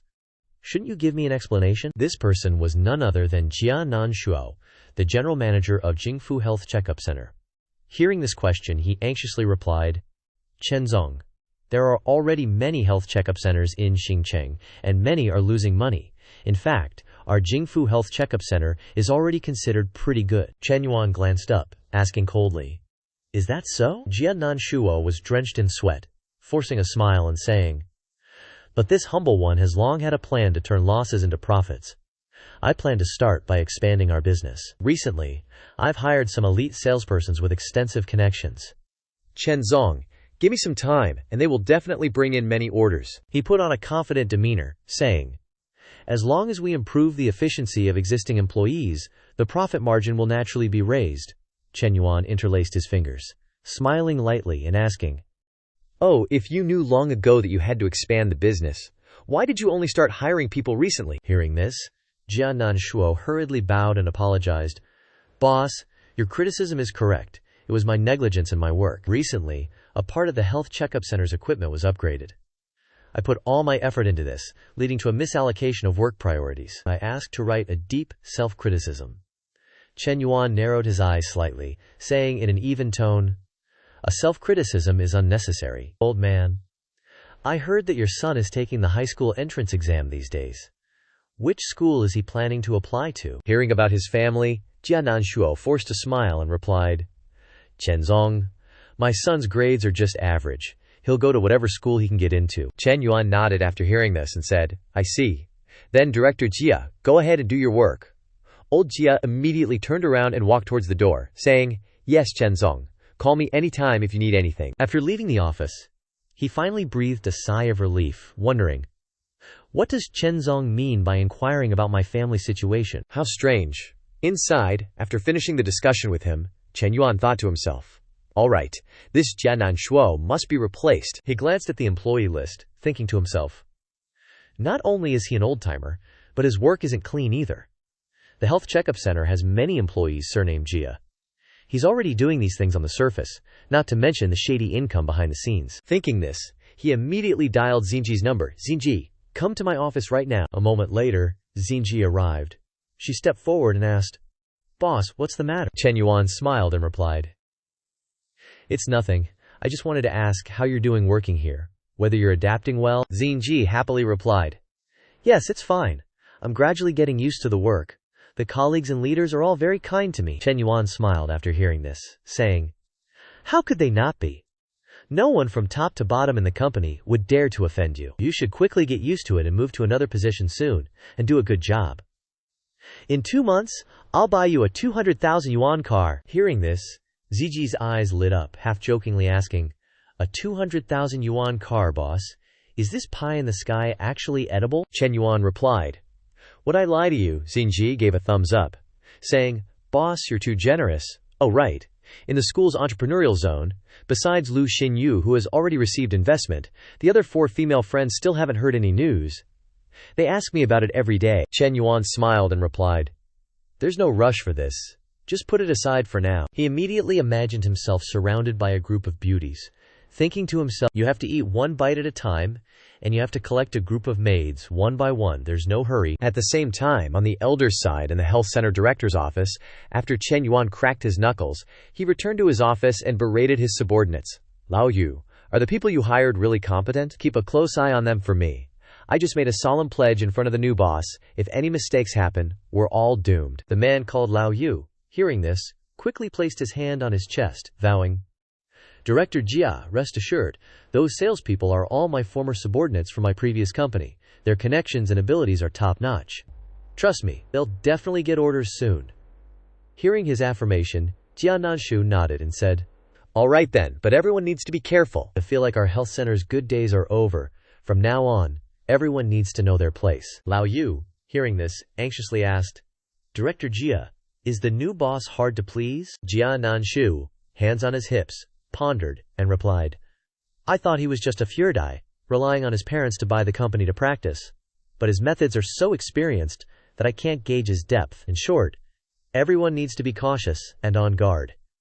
Anything we could previously skim off the top, put a stop to it, at least for now. First, let's try to make the performance look good. His cronies, hearing this, replied in unison, Yes, Director Jia, we understand. Time flew by. An evening arrived. Chen Yuan had arrived at Chen Na's home. He stepped inside and called out, Na, I'm home. Upon seeing him, Chen Na held out a bunch of shopping bags and said, Chen Yuan, this morning I went to Guaojin and bought you some suits, as well as 2 pairs of shoes, a belt, and a watch. Seeing the brands on the bags, Chen Yuan immediately asked, Jack Na and Brionia suits aren't cheap, are they? Chen Na, blushing, replied, Over $1 million. Seeing this usually frugal girl make such a large purchase, Chen Yuan, somewhat surprised, asked, How much? Chen Na explained. Well, mainly that Patch Phillip watch was over 800,000. Chen Yuan, hearing this, wrapped his arms around Chen Na's waist and said, Silly girl, you should spend the money on yourself. Why spend it all on me, my good now baby? Come here, let me give you a reward. Hearing this, she quickly stopped him. Stop it, Xin Yu is home too. It wouldn't be good if she saw us. Chen Yuan, hearing this, replied, What's there to be afraid of? It's just a kiss. Saying this, he pulled her close, planting a deep and passionate kiss on her lips. Just then, Xin Yu stepped out, loudly asking, Sister, where is the sterilizing cabinet? Just as she said this, the scene of her sister and brother-in-law making out caught her eye, and her words immediately stopped. Caught in the act, the two immediately stopped. Chen Yuan didn't know what to say to diffuse the awkward atmosphere. He only mumbled a little. Chen Na, extremely embarrassed, blushed and hesitantly said, Xin Yu, knowing she had appeared at the wrong time, hastily turned and left, saying, Sister, brother-in-law, please continue. Chen Na then lightly punched Chen Yuan's chest, blaming, It's all your fault. Letting Xin Yu see that, he replied, She's 18 years old, not a child anymore. She has to get used to it eventually. Chen Na, hearing this, thought to herself, She's never been in love before. How would she understand? Speaking of which, I feel like Xin Yu has been acting a bit strange lately, but I can't quite put my finger on it. No matter what I ask her, she won't say anything. Hearing her say that, Chen Yuan remembered drawing the lotto number and quickly denied, Really, why don't I feel anything? Chen Na, hearing this, sighed and said, Maybe I'm just overthinking it. Chen Yuan immediately embraced her, replying, Yeah, you're probably just overthinking it. Time flew by, and the next morning arrived. Chen Yuan woke up and found no one beside him. He muttered to himself, Even though Xin Yu is helping out at the cafe now, she's still rushing there so early. Nana is really hard-working. Then, he got out of bed, brushing his teeth and washing his face while thinking, Today I have an appointment with my academic advisor to go over the human resources material at her house. Last time, The knowledge I gained from the Hong Kong big shot benefited me greatly. Although theory and practice aren't the same, now that I have a healthy body, I can use it to build a foundation. But relying on just business management isn't enough. I still need to master more. While he was thinking, Chen Yuan suddenly stepped in and called out, "Brother-in-law." Seeing her, Chen Yuan was surprised and asked, "Chen Yuan, aren't you going with your sister?" Chen Yuan replied, "I took a half-day off." Then, she held out a small box towards Chen Yuan and said, "Brother-in-law, last time I noticed you didn't have a phone number plate in your car, so when I bought one for my dad, I bought an extra one for you, but I never had the chance to give it to you." Chen Yuan reached out to take it, replying, "Oh, thanks, Chen Yuan." But just as he took the box, his hand accidentally brushed against Chen Yu's small hand. Seeing this, she quickly pulled her hand back, blushing, and said, Brother-in-law, please don't tell my sister, okay?" Saying this, she immediately turned and hurriedly ran away. Seeing this, Chen Yuan couldn't help but wonder, does she mean not to tell Nana about the phone number plate or something else? But no matter what it is, I won't tell Nana. At the same time, at Li Xiao's house, seeing her suddenly sitting down and putting on makeup, Li Meng approached and asked, "Sister, is Chen Yuan coming over later?" Li Xiao, hearing this, immediately stopped what she was doing, turned to her younger sister, and asked in surprise, "How did you know?" Li Meng replied helplessly, "Please, someone who doesn't usually wear makeup suddenly puts on light makeup, and even dresses up carefully at home in new clothes. I think anyone can see that." Seeing that her thoughts were so easily exposed, Li Xiao, blushing, said, "He's coming over to study." Li Meng, hearing this, asked again, "Then, should I avoid you guys?" Li Xiao blushed and replied, "No need, I'll just stay in the living room. Otherwise, it'll be too awkward with just you and him." Hearing this, Li Meng teased, "Good for you, sis. You're picking up Chen Yuan's bad habits. You want me to be a third wheel on your date?" Li Xiao quickly explained, "He's just here to study. What date?" Li Meng brushed it off, saying, it's a date. Suddenly, the doorbell rang. Li Xiao happily ran to open the door, saying, "Please come in." Seeing her unusual appearance, Chen Yuan stood there dumbfounded. Seeing this, Li Xiao pulled his hand and said, "What are you spacing out for? Come inside already." Chen Yuan then spoke up, "Advisor, you look so beautiful today. How can I possibly study with you looking like that?" Hearing this, Li Xiao turned around and smiled, saying, "Don't be so glib." At this moment, Chen Yuan saw Li Meng was also at home. He handed her the bag in his hand, saying, "Li Meng, this is for you, see if you like it." She took it, smiling, "A gift for me. And it's EOV brand too. Thanks. I won't bother you two studying anymore. I'll go inside and admire my gift, sis." Seeing this, Li Xiao frowned to herself. "I told her to stay in the living room. Is this brat so easily bought off?" After Li Meng left, Chen Yuan turned to Li Xiao and said, "Come here, advisor, let's have fun studying together." Li Xiao frowned and asked, "Are you doing this on purpose?" Hearing this, Chen Yuan pretended to be serious and replied, "What are you talking about? I'm just giving your sister a gift. I'd feel bad showing up empty-handed every time." Li Xiao didn't argue further after hearing that. She sighed and said, "All right, let's start studying then, but I have several textbooks on human resources here. Which one do you want to study?" Before he could answer, the system suddenly popped up with a notification. Detected that the host plans to start learning about human resources. To manage a business well, one must master advanced management skills, stimulate employee enthusiasm, and promote the construction of the enterprise's regulatory system. The host has actively recognized the need to improve his abilities, successfully activated the Human Resources panel, and a time-limited task within 1 month has been triggered. If the host masters the key knowledge points of human resources management, the system will inject all the knowledge of MHLM, a Master of Human Resources Management from Renmin University, into the host's brain. After reading it, Chen Yuan thought in surprise. The MHLM from Renmin University can be said to be one of the top in the country. It's very valuable. Thinking this, he reached for a book on the table and said, "Then this one, Human Resources Management." Li Xiao replied, "Okay." Immediately afterward, both of them seriously buried themselves in studying, according to the textbook. Half an hour later, Li Xiao felt a little puzzled, thinking to herself, if it were before, Chen Yuan would have already attacked me. Why hasn't he made a move on me today? Seeing her suddenly so pensive, Chen Yuan turned to her, surprised, and asked, "Advisor, what are you doing? Let's continue." Seeing his attitude, Li Xiao was a little unaccustomed, thinking, "That's strange, he's so studious, I don't believe it. Let me test him one more time." Thinking this, Li Xiao hugged Chen Yuan's arm and called out in a soft voice, "Chen Yuan, Seeing her action, Chen Yuan smiled and said, "Advisor, I came here to study. What are you planning to do?" Hearing this question, Li Xiao was instantly stunned. She thought to herself. He truly remains unmoved, sitting and embracing a beauty without a wandering mind. Has Chen Yuan really changed? Seeing her stunned expression, Chen Yuan then revealed a cunning look, smiling. "Advisor." He wrapped his arms around her. "You were just playing with fire." Finishing his words, he planted a passionate kiss on her lips. After a dizzying moment of passion, Li Xiao quickly pushed Chen Yuan away, her cheeks flushed red as if she were drunk. A bit breathless, she said. "Chen Yuan, maybe I should get back to studying," Chen Yuan replied. "Studying is, of course, important. But if you want to focus, you must clear your mind of all distractions before hitting the books." With that, he turned Li Xiao to face him. Seeing this, Li Xiao asked, flustered, "What do you want to do?" Chen Yuan looked into her eyes and softly asked, "Tutoring." "Did you dress like this on purpose today?" Li Xiao blushed and replied, "I just wanted to dress simply to meet you. When we're alone, can you please not call me tutor?" Hearing this, Chen Yuan said, "So, that means." As he spoke, Chen Yuan took Li Xiao's hand and once again placed a kiss on her lips. Just then, the door to Li Meng's room slowly creaked open, revealing the scene unfolding in the living room. Her eyes widened in shock, and she quickly covered her mouth, afraid of making a sound. From inside, Chen Yuan finished his unfinished sentence. "The pleasure is halved." As he said this, his hand began to wander. Seeing this, Li Xiao quickly stopped him and said, "Chen Yuan, not yet." She held his hand tightly, breathing heavily as she said, "Gee, give me some time to prepare, okay?" Chen Yuan leaned closer, a hint of distress in his eyes as he said, "How can you ask a man to hold back at a time like this?"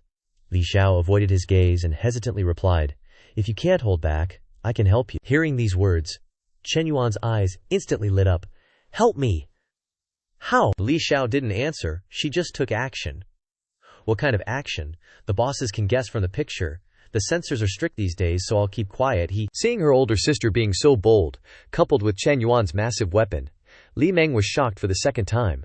Her eyes widened as much as possible, unable to believe what was happening before her. Time flew by, and half an hour later, after the fireworks display ended, Li Xiao finally stopped and reached out to wipe the corner of her mouth. She sat down on the chair and softly asked, "Can we study in peace now? But I have to go back to school later.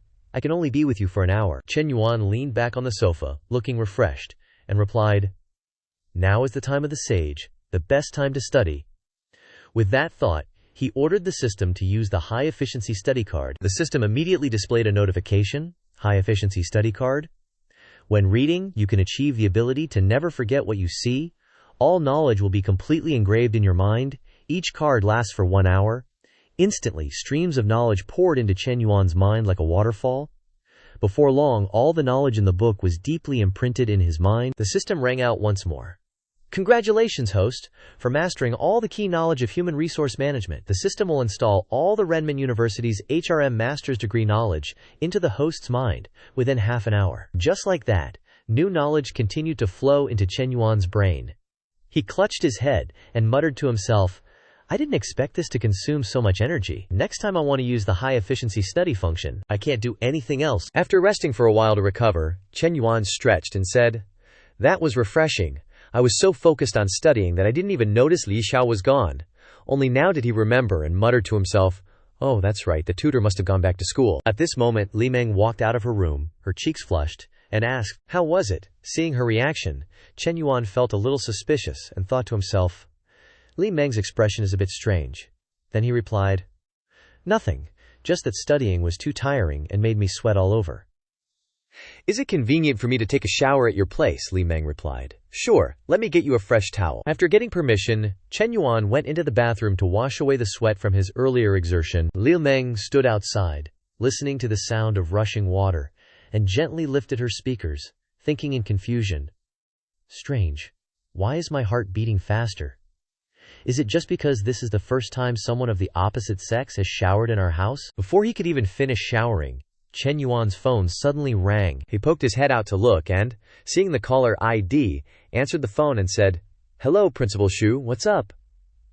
On the other end of the line, old Shu replied, "Chen, Have you seen the message Secretary Kong sent? Azure Pavilion, 3rd floor of the Longji Grand Hotel, waiting for you alone? After receiving the call, Chen Yuan hurriedly finished showering and came out, saying, Li Meng, I have something to take care of, I'll head out first, feeling a little puzzled in his heart.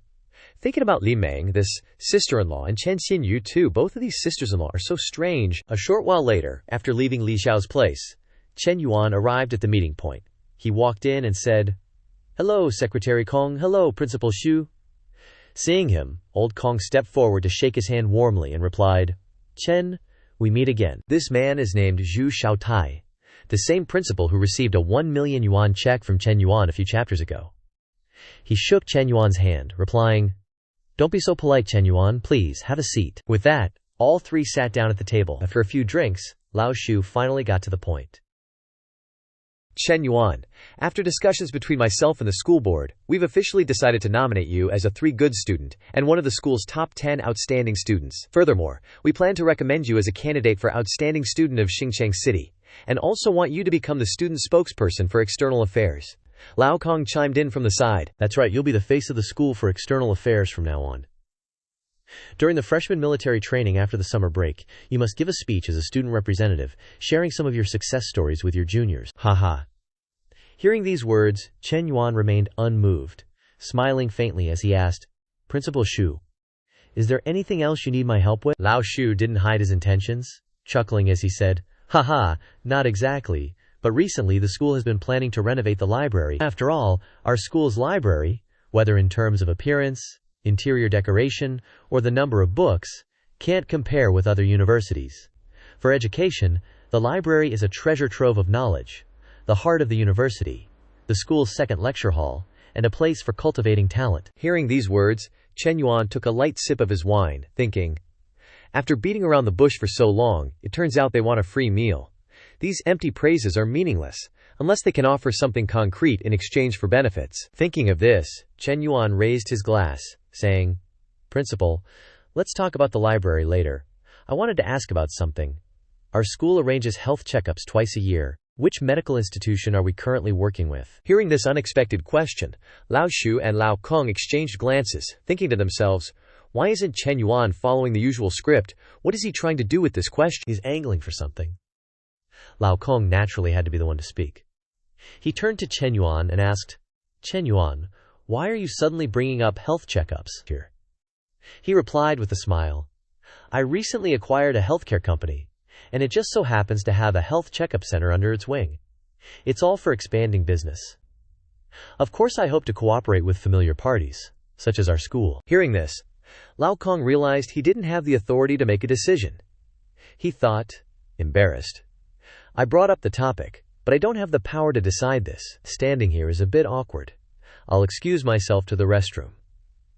With that thought, he stood up to slip away, saying, I'm getting old. I can't handle it. A few drinks, and I need to use the restroom. I'm going to take a break and have a cigarette. Chen Yuan understood his intention and nodded with a smile. After Lao Kong left, Lao Shu finally spoke. Oh, I didn't realize you, Chen, had so many businesses. This is a good thing. You're the school's talent for external affairs, so naturally there should be frequent business dealings with the school. Chen Yuan didn't want to waste time with him, directly asking, So, what's your intention, Principal Shu? Seeing that he was being cornered, Lao Shu thought to himself, it seems the library matter will require exchanging benefits with him. In any case, there are kickbacks for whoever gets the health checkup project. Giving it to him is the same. Thinking this, he smiled and said, It just so happens that I'm in charge of this area. If your side has no issues with legal qualifications and capabilities, and the price is reasonable, then there will probably be an opportunity. Hearing this, Chen Yuan took out his phone, replying, All right, Principal Shu. I'll have my subordinates contact the school immediately. Let the school review the qualifications and capabilities first. We can discuss the proposal and price later. As for the extras, I understand. While waiting, Lao Shu raised his glass and took a sip to ease the tense atmosphere. After discussing the matter, Chen Yuan stood up, saying, I drank a bit too much. My head is starting to hurt. Principal Shu, I have a low alcohol tolerance. I'm sorry, I won't stay for the meal. I'll treat you to a meal another day after the contract is signed. With that, he left, leaving Lao Shu sitting alone. As a seasoned fox who had attended hundreds of business dinners, Lao Kong knew when he should be absent. After a long while, he returned. Seeing Lao Shu sitting alone, he asked, Principal, where's Chen Yuan? Lao Shu sat motionless, fiddling with his glass, replying, He said he has a low alcohol tolerance and left early. Then he turned, giving an inscrutable smile, saying, "This Chen Yuan is more complicated than I thought. At his age, he can disregard those superficial things like fame and fortune. I originally wanted him to invest in renovating the library, but instead he found a business opportunity." Half an hour quickly passed. At Meng Lu's house, Chen Yuan lay with his head on her lap. Meng Lu massaged his head, complaining, "Next time you go to entertain clients, take me with you. At least I can help you deflect some of the alcohol." Hearing this, Chen Yuan replied, "You work so hard to keep in shape. How could I bear to do that?" Meng Lu handed him a glass of water, saying, "Stop with the sweet talk. Drink some honey water." To sober up, Chen Yuan sat up, taking the glass, saying, "Coach Liu, if you want to sober up, you don't drink water like this." Hearing this, Meng Lu asked, confused, How should I drink it then?" Chen Yuan didn't reply, slowly leaning closer. Immediately afterwards, a stream of water flowed down, forming a small stream between two hills. Chen Yuan leaned in close and replied, "Like this." "To do at that fitness center?" Meng Lu, with her eyes half closed, replied, "I've been working out at one of their fitness centers for the past 2 days. After careful observation, there aren't any major problems, but there are quite a few minor ones." Hearing this, Chen Yuan's eyes filled with anticipation as he urged, "Tell me more." Meng Lu sat up and pulled out her phone to look at the things she had compiled, saying, "First, the Kizin and Hongshu accounts of this fitness center don't have enough likes and comments. Clearly the videos aren't engaging enough. Second, the service quality of the store is very average, not refined, not high-end, and not professional. For example, the reception desk is slow to respond." Leaning against Chen Yuan, she continued to list, "Third, the service awareness of the trainers isn't high either, especially when there aren't many members. The trainers gather to chat with the sales staff, which greatly affects the members' experience. Fourth, the follow-up and tracking of customers after they leave is insufficient. From yesterday morning until now, I've only received one WeChat message from a trainer, trying to maintain the relationship. Fifth, the sales staff doesn't have KPIs for contacting customers to open cards every month. This is a bit much. The person in charge of the sales department must be replaced." Listening to her detailed report, Chen Yuan rubbed her head and smiled contentedly, saying, "Not bad, as expected of my personal trainer." Pleased by the praise, Meng Lu replied with satisfaction, "Of course, this is my area of expertise." Time flew by, and the next morning arrived quickly. After the usual morning routines, Chen Yuan and Meng Lu were at the gym. Chen Yuan opened the health index chart to review it. Height 182 centimeters, weight 75, 2 kilograms, health index 80, body fat 14.9%, immunity 82, brain flexibility 81.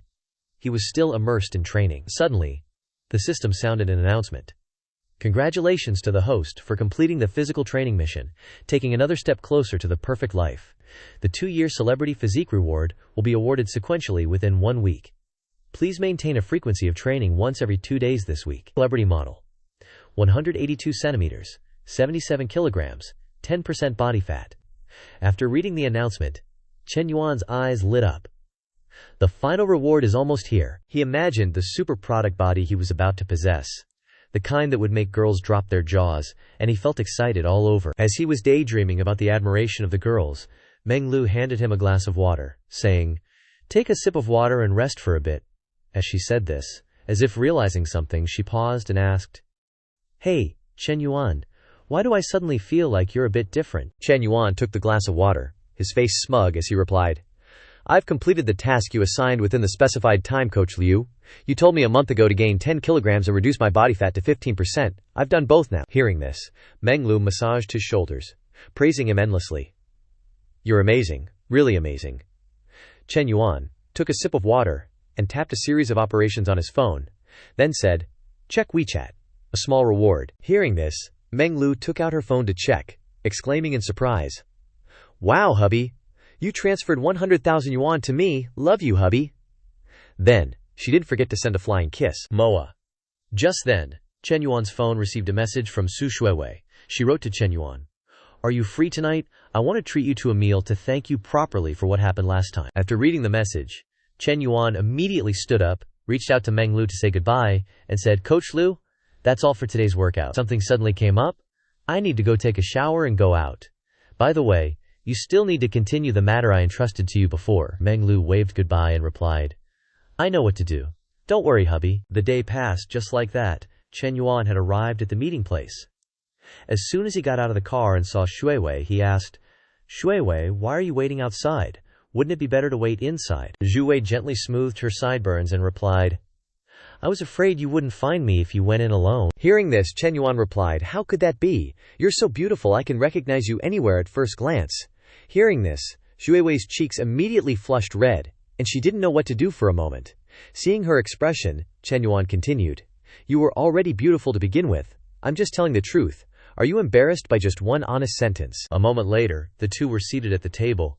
Chen Yuan reached out and took Shui's hand, saying, I told you last time that I would help you find an apartment near your company. Get ready, you can move in at the end of the week. Hearing this, Shui replied, Actually, it's not necessary, Chen Yuan. My current apartment is very good.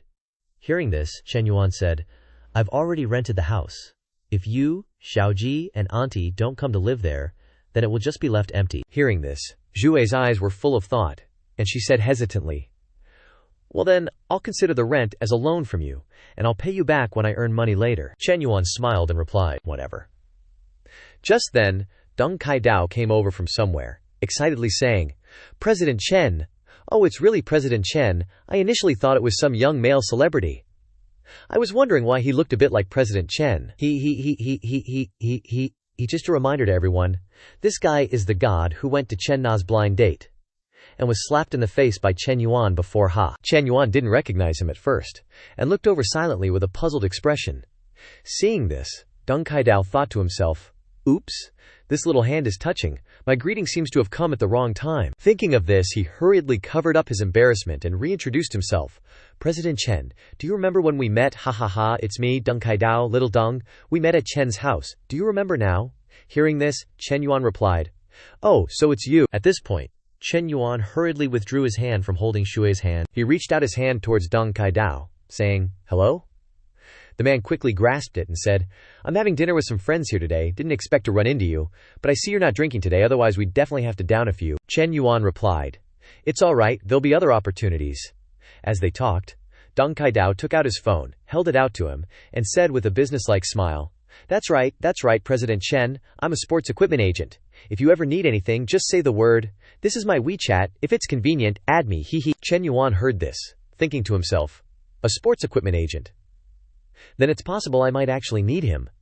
He then took out his phone and said, Okay, let me scan your code. After they finished, Deng Kaidao turned to leave, saying, Then, President Chen, please enjoy your meal. I won't disturb you any longer. If you need anything, just call me anytime. He then returned to his table. His friend, seeing what had just happened, asked in surprise, Adabio, who was that guy? You were so proactive in greeting him so obsequiously? Deng Kaidao replied, I already told you guys. The boyfriend of my former blind date. What's so shameful about it? Money talks. If we can latch onto him, we might be able to get a little something. The other guy, hearing this, was a little skeptical and asked, Really? Deng Kaidao replied with a smug look. Go see for yourself. Just the watch on his wrist could buy 2 of my cars. The friend, hearing this, couldn't help but gape in astonishment. What watch? More than 800,000 yuan. Deng Kaidao calmly replied, Royal 2640 frosted gold. Look it up online. After hearing this, the other guy said, Damn, but it's strange, he's so rich. Why is he eating at this ordinary restaurant? Deng Kaidao replied, You're asking me, how would I know? The friend then peeked over at Chen Yuan's table, asking, Is that girl your blind date? You're such an animal, she's so young and you already want to hit on her. Deng Kaidao looked over at Shui Wei and replied, No, how could she be? That girl wasn't my blind date at all. The other person, hearing this, said, Damn it, these rich people really know how to play. The red flag at home doesn't fall, but colorful flags flutter outside, and damn, they're all beauties. Deng Kaidao waved his hand upon hearing this, saying, Don't talk about him anymore, and I'll get depressed. Time flew by, and half an hour later, after the meal, Chen Yuan and Shui Wei walked out of the restaurant. Chen Yuan turned and said, You're not in a hurry to go back after eating, are you? Take a walk with me for Xiaoji's sake. Just then, she saw a cat in front of her. Zhu Wei bent down and called out, Meow meow, come here. But no matter how she called, the cat ignored her and turned its back to leave. Chen Yuan, seeing this, gently reminded her, Shui Wei, that's a yellow cat. You have to bring cat food to pet it. Without food, why would it pay attention to you? Shu Wei, hearing this, looked at Chen Yuan with a puzzled expression. Just then, Chen Yuan suddenly walked over and wrapped his arms around her slender waist. Shu Wei, seeing this, couldn't help but panic, stammering, This is a park, Chen Yuan. You can't mess around. Chen Yuan reached out and gently lifted her chin, saying, What are you talking about? How could I mess around? Shu Wei tightly grasped his hand, saying in a weak voice, Can you not do this? Chen Yuan turned her around, looking down at her with affection, saying, It's not like I haven't hugged you before, why so tense? Saying that, he reached out and cupped Shu Wei's small face, placing a sudden kiss on her lips. Shu Wei didn't have time to react, only knowing to widen her eyes in surprise, letting out a soft, ah. And so, the two pairs of lips remained pressed together for a full 5 minutes, before Shu Wei finally pushed Chen Yuan away. Her cheeks flushed red, breathing heavily, and saying, Chen Yuan, stop, can you stop now? Chen Yuan still held her tightly, placing his hands where they needed to be, and said softly, There's no one here, Shu Wei quickly replied. Even if there's no one, it's still not okay. Forced melons are not sweet. Chen Yuan stopped his advances, pulling Shu Wei into his arms, saying, Is that so? Then how exactly does it have to be? Every time I think about this problem, my head feels like it's about to split open. Hearing these words, Shu Wei thought to herself, He said every time, has he been seriously thinking about this problem for a long time?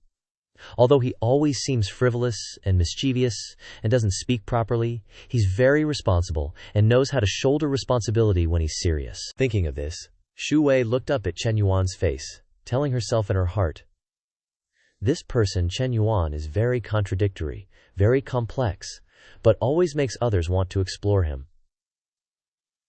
At this time, the fondness points above her head also increased to 67 points. Chen Yuan, seeing this, couldn't help but be surprised, thinking, how did this little girl's level of affection suddenly jump to 67? Other girls need to spend so much effort in hotels to increase their affection, yet Shu Wei only needs to take a walk in the park. Moments later, after strolling with Chen Yuan, Shu Wei returned home. The moment her mother saw her, she asked, You're back? Shu Wei didn't reply, but stepped forward and said, Mom, let's move in a few days. Hearing her daughter's words, her mother stopped what she was doing and sat down, asking, Move where? Shu Wei sat down beside her, softly replying, I don't know yet, Chen Yuan. He said he found a place. Shu Wei's mother gently reminded her, Wei, have you thought this through? Once we move this time, there's no turning back. Shu Wei smiled, her cheeks flushed red as she replied, Yes, I've thought it through, Mom. I think I'm starting to like him a little. Time flew by, and the next day, Chen Yuan's G63 was rolling down the road. His voice came from inside the car. Hello, how's the contact regarding the health checkup for the Foreign Affairs School? The old man scrambled to his feet, urgently replying, President Chen, we already made contact yesterday. We have an appointment to meet Principal Shu at his office at 10 a.m. this morning. Chen Yuan didn't say much more after hearing that and immediately hung up, angrily thinking to himself, Damn it, it's already 9 o'clock and he's just waking up. It seems like this old geezer needs to pack his bags and get lost soon. Time flew by to 10 a.m. and Chen Yuan arrived at the principal's office and knocked on the door. The moment Principal Shu saw him, he asked in surprise, Chen Yuan, why are you here? Then he gestured towards the table, warmly saying, Chen Yuan, you're here, have a seat. The man in the blue shirt was the director of operations at the health checkup center, Yu Jifeng. He and Jia Nanshao immediately stood up and greeted President Chen. Jia Nanshu's heart was on fire as he thought to himself, Why is President Chen here? Today is just a preliminary meeting. He didn't say he was coming before, did he? Damn it, the entire presentation was prepared by Jifeng. I haven't even looked at the project plan. Chen Yuan sat down in a chair beside them and said, Just continue your discussion. Talk about whatever you need to talk about. Don't mind me. I just happened to be passing by and decided to drop in and visit Principal Shu. Receiving the instruction, Yu Jifeng immediately opened the contract and seriously began to negotiate with Principal Shu. Meanwhile, Jia Nanshu silently listened by the side, occasionally nodding his head, just for show. After observing for a while, Chen Yuan thought to himself, The reason I came here was to see how Jia Nansha was working. Now everything is clear. He's the type who doesn't care about his job and just pushes everything onto his subordinates. It looks like I need to find someone to replace him soon. Thinking this, Chen Yuan stood up and said, Principal Shu, please continue your discussion. I won't disturb you any further. I'll take my leave. Hearing this, Jia Nanshu breathed a sigh of relief, thinking, You finally came to inspect and now you're leaving. Great. After leaving the principal's office, Chen Yuan already had a plan of his own. He thought to himself, if Yu Jifeng is capable, letting him replace Jia Nanshu might be a worthwhile option, but the prerequisite is that I have to thoroughly investigate his background. If he turns out to be cut from the same cloth as Jia Nanshu, that would be a big problem. In any case, I'll go to Jingfu Company first. There are still some other things to do today. Time flew by, and an hour later, Chen Yuan was already in the president's office at Jingfu Health. He summoned several key employees and asked in a cold voice, the company's traffic acquisition isn't effective. The videos on Yin's account are really badly done. Director Cheng, why is that? This person was the director of the operations department, Cheng Ru, heard that she was being asked, and lowered her head, replying, President Chen, the videos that attract effective traffic need to have female trainers with large breasts and beautiful butts. If we want to find models like that, the filming costs are too high. We don't have that much budget. Chen Yuan frowned and asked, why do we need to find models? Aren't the female trainers at the fitness center good enough? Cheng Ru replied, some of the female trainers don't want to be on camera, and some don't want to film. The customers attracted from online to the center are divided equally among the trainers. So, the female trainers, who participate in the videos, feel like they're getting the short end of the stick. Hearing her answer, Chen Yuan asked again, have you never researched this issue before? Cheng Ru lowered her face, anxiously replying, the offline customer traffic at the fitness center and yoga studio was already stable, and the profits were decent, so this issue was constantly put on the back burner. Hearing this, Chen Yuan turned to the other woman and asked, Director Sun, the fitness center attracts too little online traffic, and after customers arrive, the service is poor, the employee discipline is terrible, and follow-up customer care is a mess. What do you, as the general manager, think? The woman called Director Sun stammered, President Chen, this I think. Seeing her stammering like that, Chen Yuan asked again, could it be that what I'm saying isn't true? Director Sun hesitated. Yes, but... Seeing that she still couldn't answer, Chen Yuan slammed his hand on the table to show his displeasure. Then he said, no buts. Take the points I just mentioned and draft improvement measures. Report back to me tomorrow. Hearing the tapping, Director Sun jumped, his voice trembling as he replied, Yes, Chen Zong. After Chen Yuan finished his tirade, the two directors walked out, heads bowed, their hearts heavy as they muttered to themselves. Our fitness center, whether in terms of scale or profit level, is the best among all the company's branches. Wasn't it said that the new boss's first target was the old men's health checkup center? Why is it burning me? But since the boss told me to come up with improvement measures, it proves that there is still a chance to salvage things. And so, Chen Yuan sat in the report research room for an entire day. After reviewing everything once, he muttered to himself, overall, the fitness center has the fewest problems. As long as the points I raised can be well addressed, both customer volume and conversion rates will increase, and profits will naturally follow. It's just that the workload for employees will be greater than before, but after all, both the sales staff and trainers receive commissions. I believe no one will complain about less money. There probably won't be many subordinates who complain. By the time he finished all the work, it was already late. Chen Yuan returned to Chen Na's house. As soon as he entered, Xin Yu greeted him excitedly. Brother-in-law, you're back. Chen Yuan walked in and asked, a little surprised, Xin Yu, why are you here? Where's your sister? Xin Yu replied. The cafe is crowded, my sister is busy. She was worried that you would be hungry when you got home, so she told me to come home and cook for you first. Hearing her say that, Chen Yuan asked again. So, when will she be back? Xin Yu replied. Probably not early, because she just sent a WeChat message saying we don't need to wait for dinner. Hearing her reply, Chen Yuan thought to himself, explaining so clearly, is she implying that there's plenty of time? Then he looked at the table and asked, such a feast. Did you make all this? A series of complete dishes were laid out on the table. Xin Yu replied, yes, but I probably don't cook as well as my sister. Brother-in-law, please don't mind. With that, the two sat down at the table. Chen Yuan picked up a piece of food and put it in his mouth, saying, it's okay, as long as it's made by you two sisters, I like to eat it all. Hearing these words, Xin Yu was stunned for a moment, and the chopsticks in her hand fell as a result. Seeing that his words might cause misunderstanding, Chen Yuan quickly waved his hand to explain, no, I like to eat the food that you two sisters cook. Chen Yuan quickly changed the subject, saying, Xin Yun, I really didn't expect you to cook so well. Xin Yu lowered her head, her face red, and replied, really? It's just that I usually see brother-in-law likes to eat these dishes. Seeing her caring about him so much, Chen Yuan looked up, a little touched, and said, "Xin Yu." Hearing the way he called her, Xin Yu's heart rate also became agitated, and the sound of her heart beating against her chest rang out loudly. Then she blushed and replied, "Brother-in-law."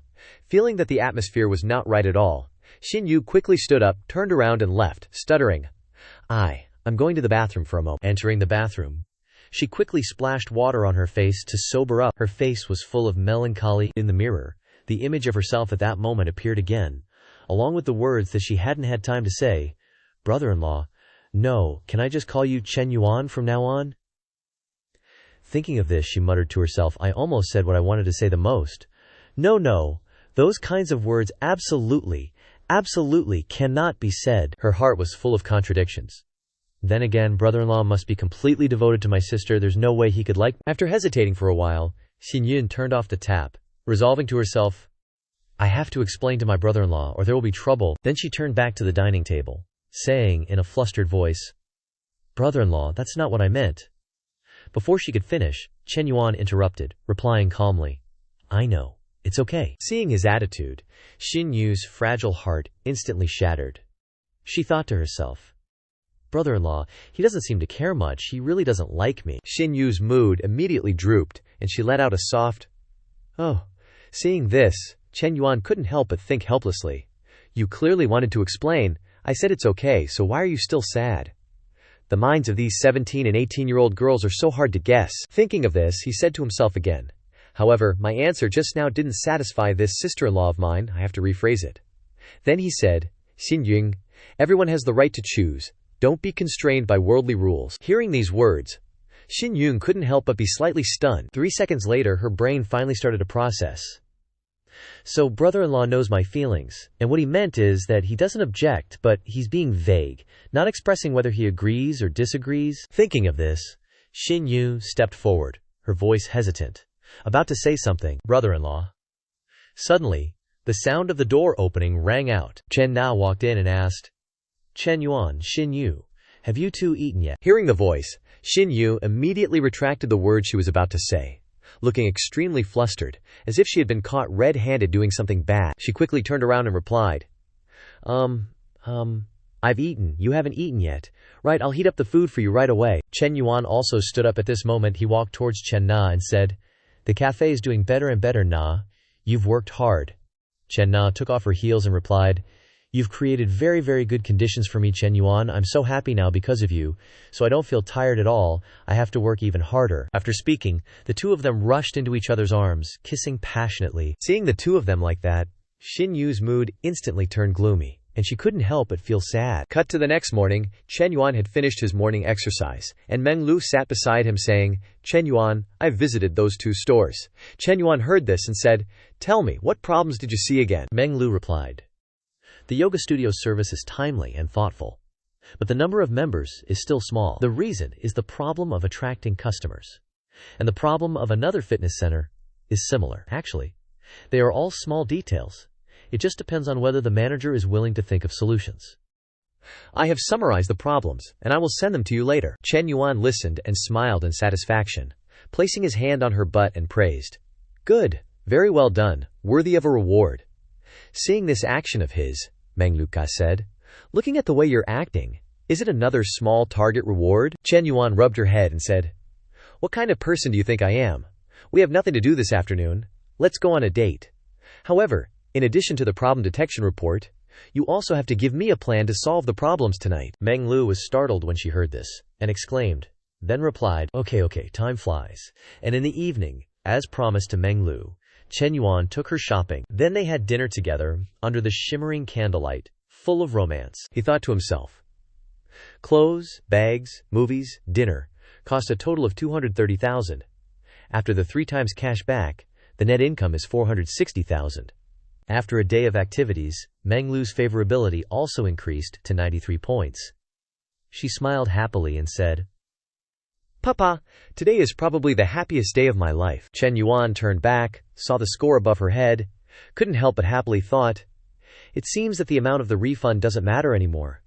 This Coach Liu's favorability has also reached 93. Another person is about to break the 100 mark. It's really getting more and more worth looking forward to." Then he replied, "Silly girl, there are many days to come." Meng Lu, hearing this, smiled happily and replied, "Okay." Then she pulled him close, planting a passionate, fiery kiss on Chen Yuan's lips. Time continued to flow, and the next day arrived. Chen Yuan was once again in the president's office at Jingfu Healthcare. The woman before him was Sun Jian, the general manager of Jingfu's fitness center. Having received Chen Yuan's instructions a few days prior, she brought a report today, saying, "General Manager Chen, I'm here for self-criticism. This is our improvement plan, but there are bound to be shortcomings. With your vast experience, please take a look." Chen Yuan, holding a cup of coffee, took a light sip and replied, "No need for self-criticism. Sit down. First, give me a brief overview of these new measures." Sun Zhen, hearing this, sat at the desk and began her presentation. First, there's the service when customers enter the store. We will fine employees for any instances of delayed greetings or negligence in the common areas. The same goes for follow-up. We must ensure continuous monitoring. Anyone who falls short will have their performance deducted. Hearing this, Chen Yuan interrupted. "Hold on, all of this is inspection and fines, without any rewards," Sun Zhen replied anxiously. "Fines create pressure, which will make them take their work more seriously." Chen Yuan said seriously, after listening. "Fines are acceptable, but corresponding rewards are essential. Rewards should be the main focus, fines secondary. The primary goal is encouragement, not applying excessive pressure to subordinates." Sun Zhen, upon hearing this, replied, "General Manager Chen, I understand. You're truly thoughtful and far-sighted." Chen Yuan handed the report back to her, asking, "What about attracting customers?" Sun Zhen replied, "Actually, we mainly rely on offline customers. Online customer acquisition is still lacking. I need to go back and discuss this with the Network Operations Department City Director before I can offer specific improvement measures to you." Chen Yuan took a light sip of coffee and continued. "The lack of appeal is due to the trainers, lack of cooperation. You need to adjust the rules for allocating traffic. At the latest, I need to see the specific details by tomorrow afternoon." Hearing this, Sun Zhen nodded and replied, "I understand, General Manager Chen." Chen Yuan placed the coffee cup on the table, his voice serious. "The goal is to improve employee efficiency and increase company profits. If you want to earn money, the company doesn't support idlers. Do you understand my meaning?" Sun Zhen lowered her head, sweat pouring down her face. "I know what to do." After the exchange, Sun Zhen walked out of the office, her heart heavy. What the old man said was indeed true. The new boss was powerful and decisive.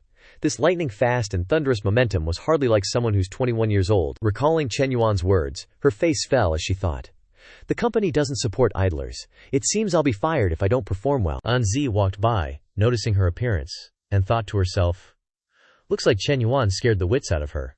Speaking of which, I've never seen Chen Yuan's scary side. I hope I never have to." With this in mind, she opened the door and entered, saying, "General Manager Chen, I have some confidential news to tell you." Hearing her tone, Chen Yuan said helplessly, "It's just the two of us alone. Don't call me General Manager.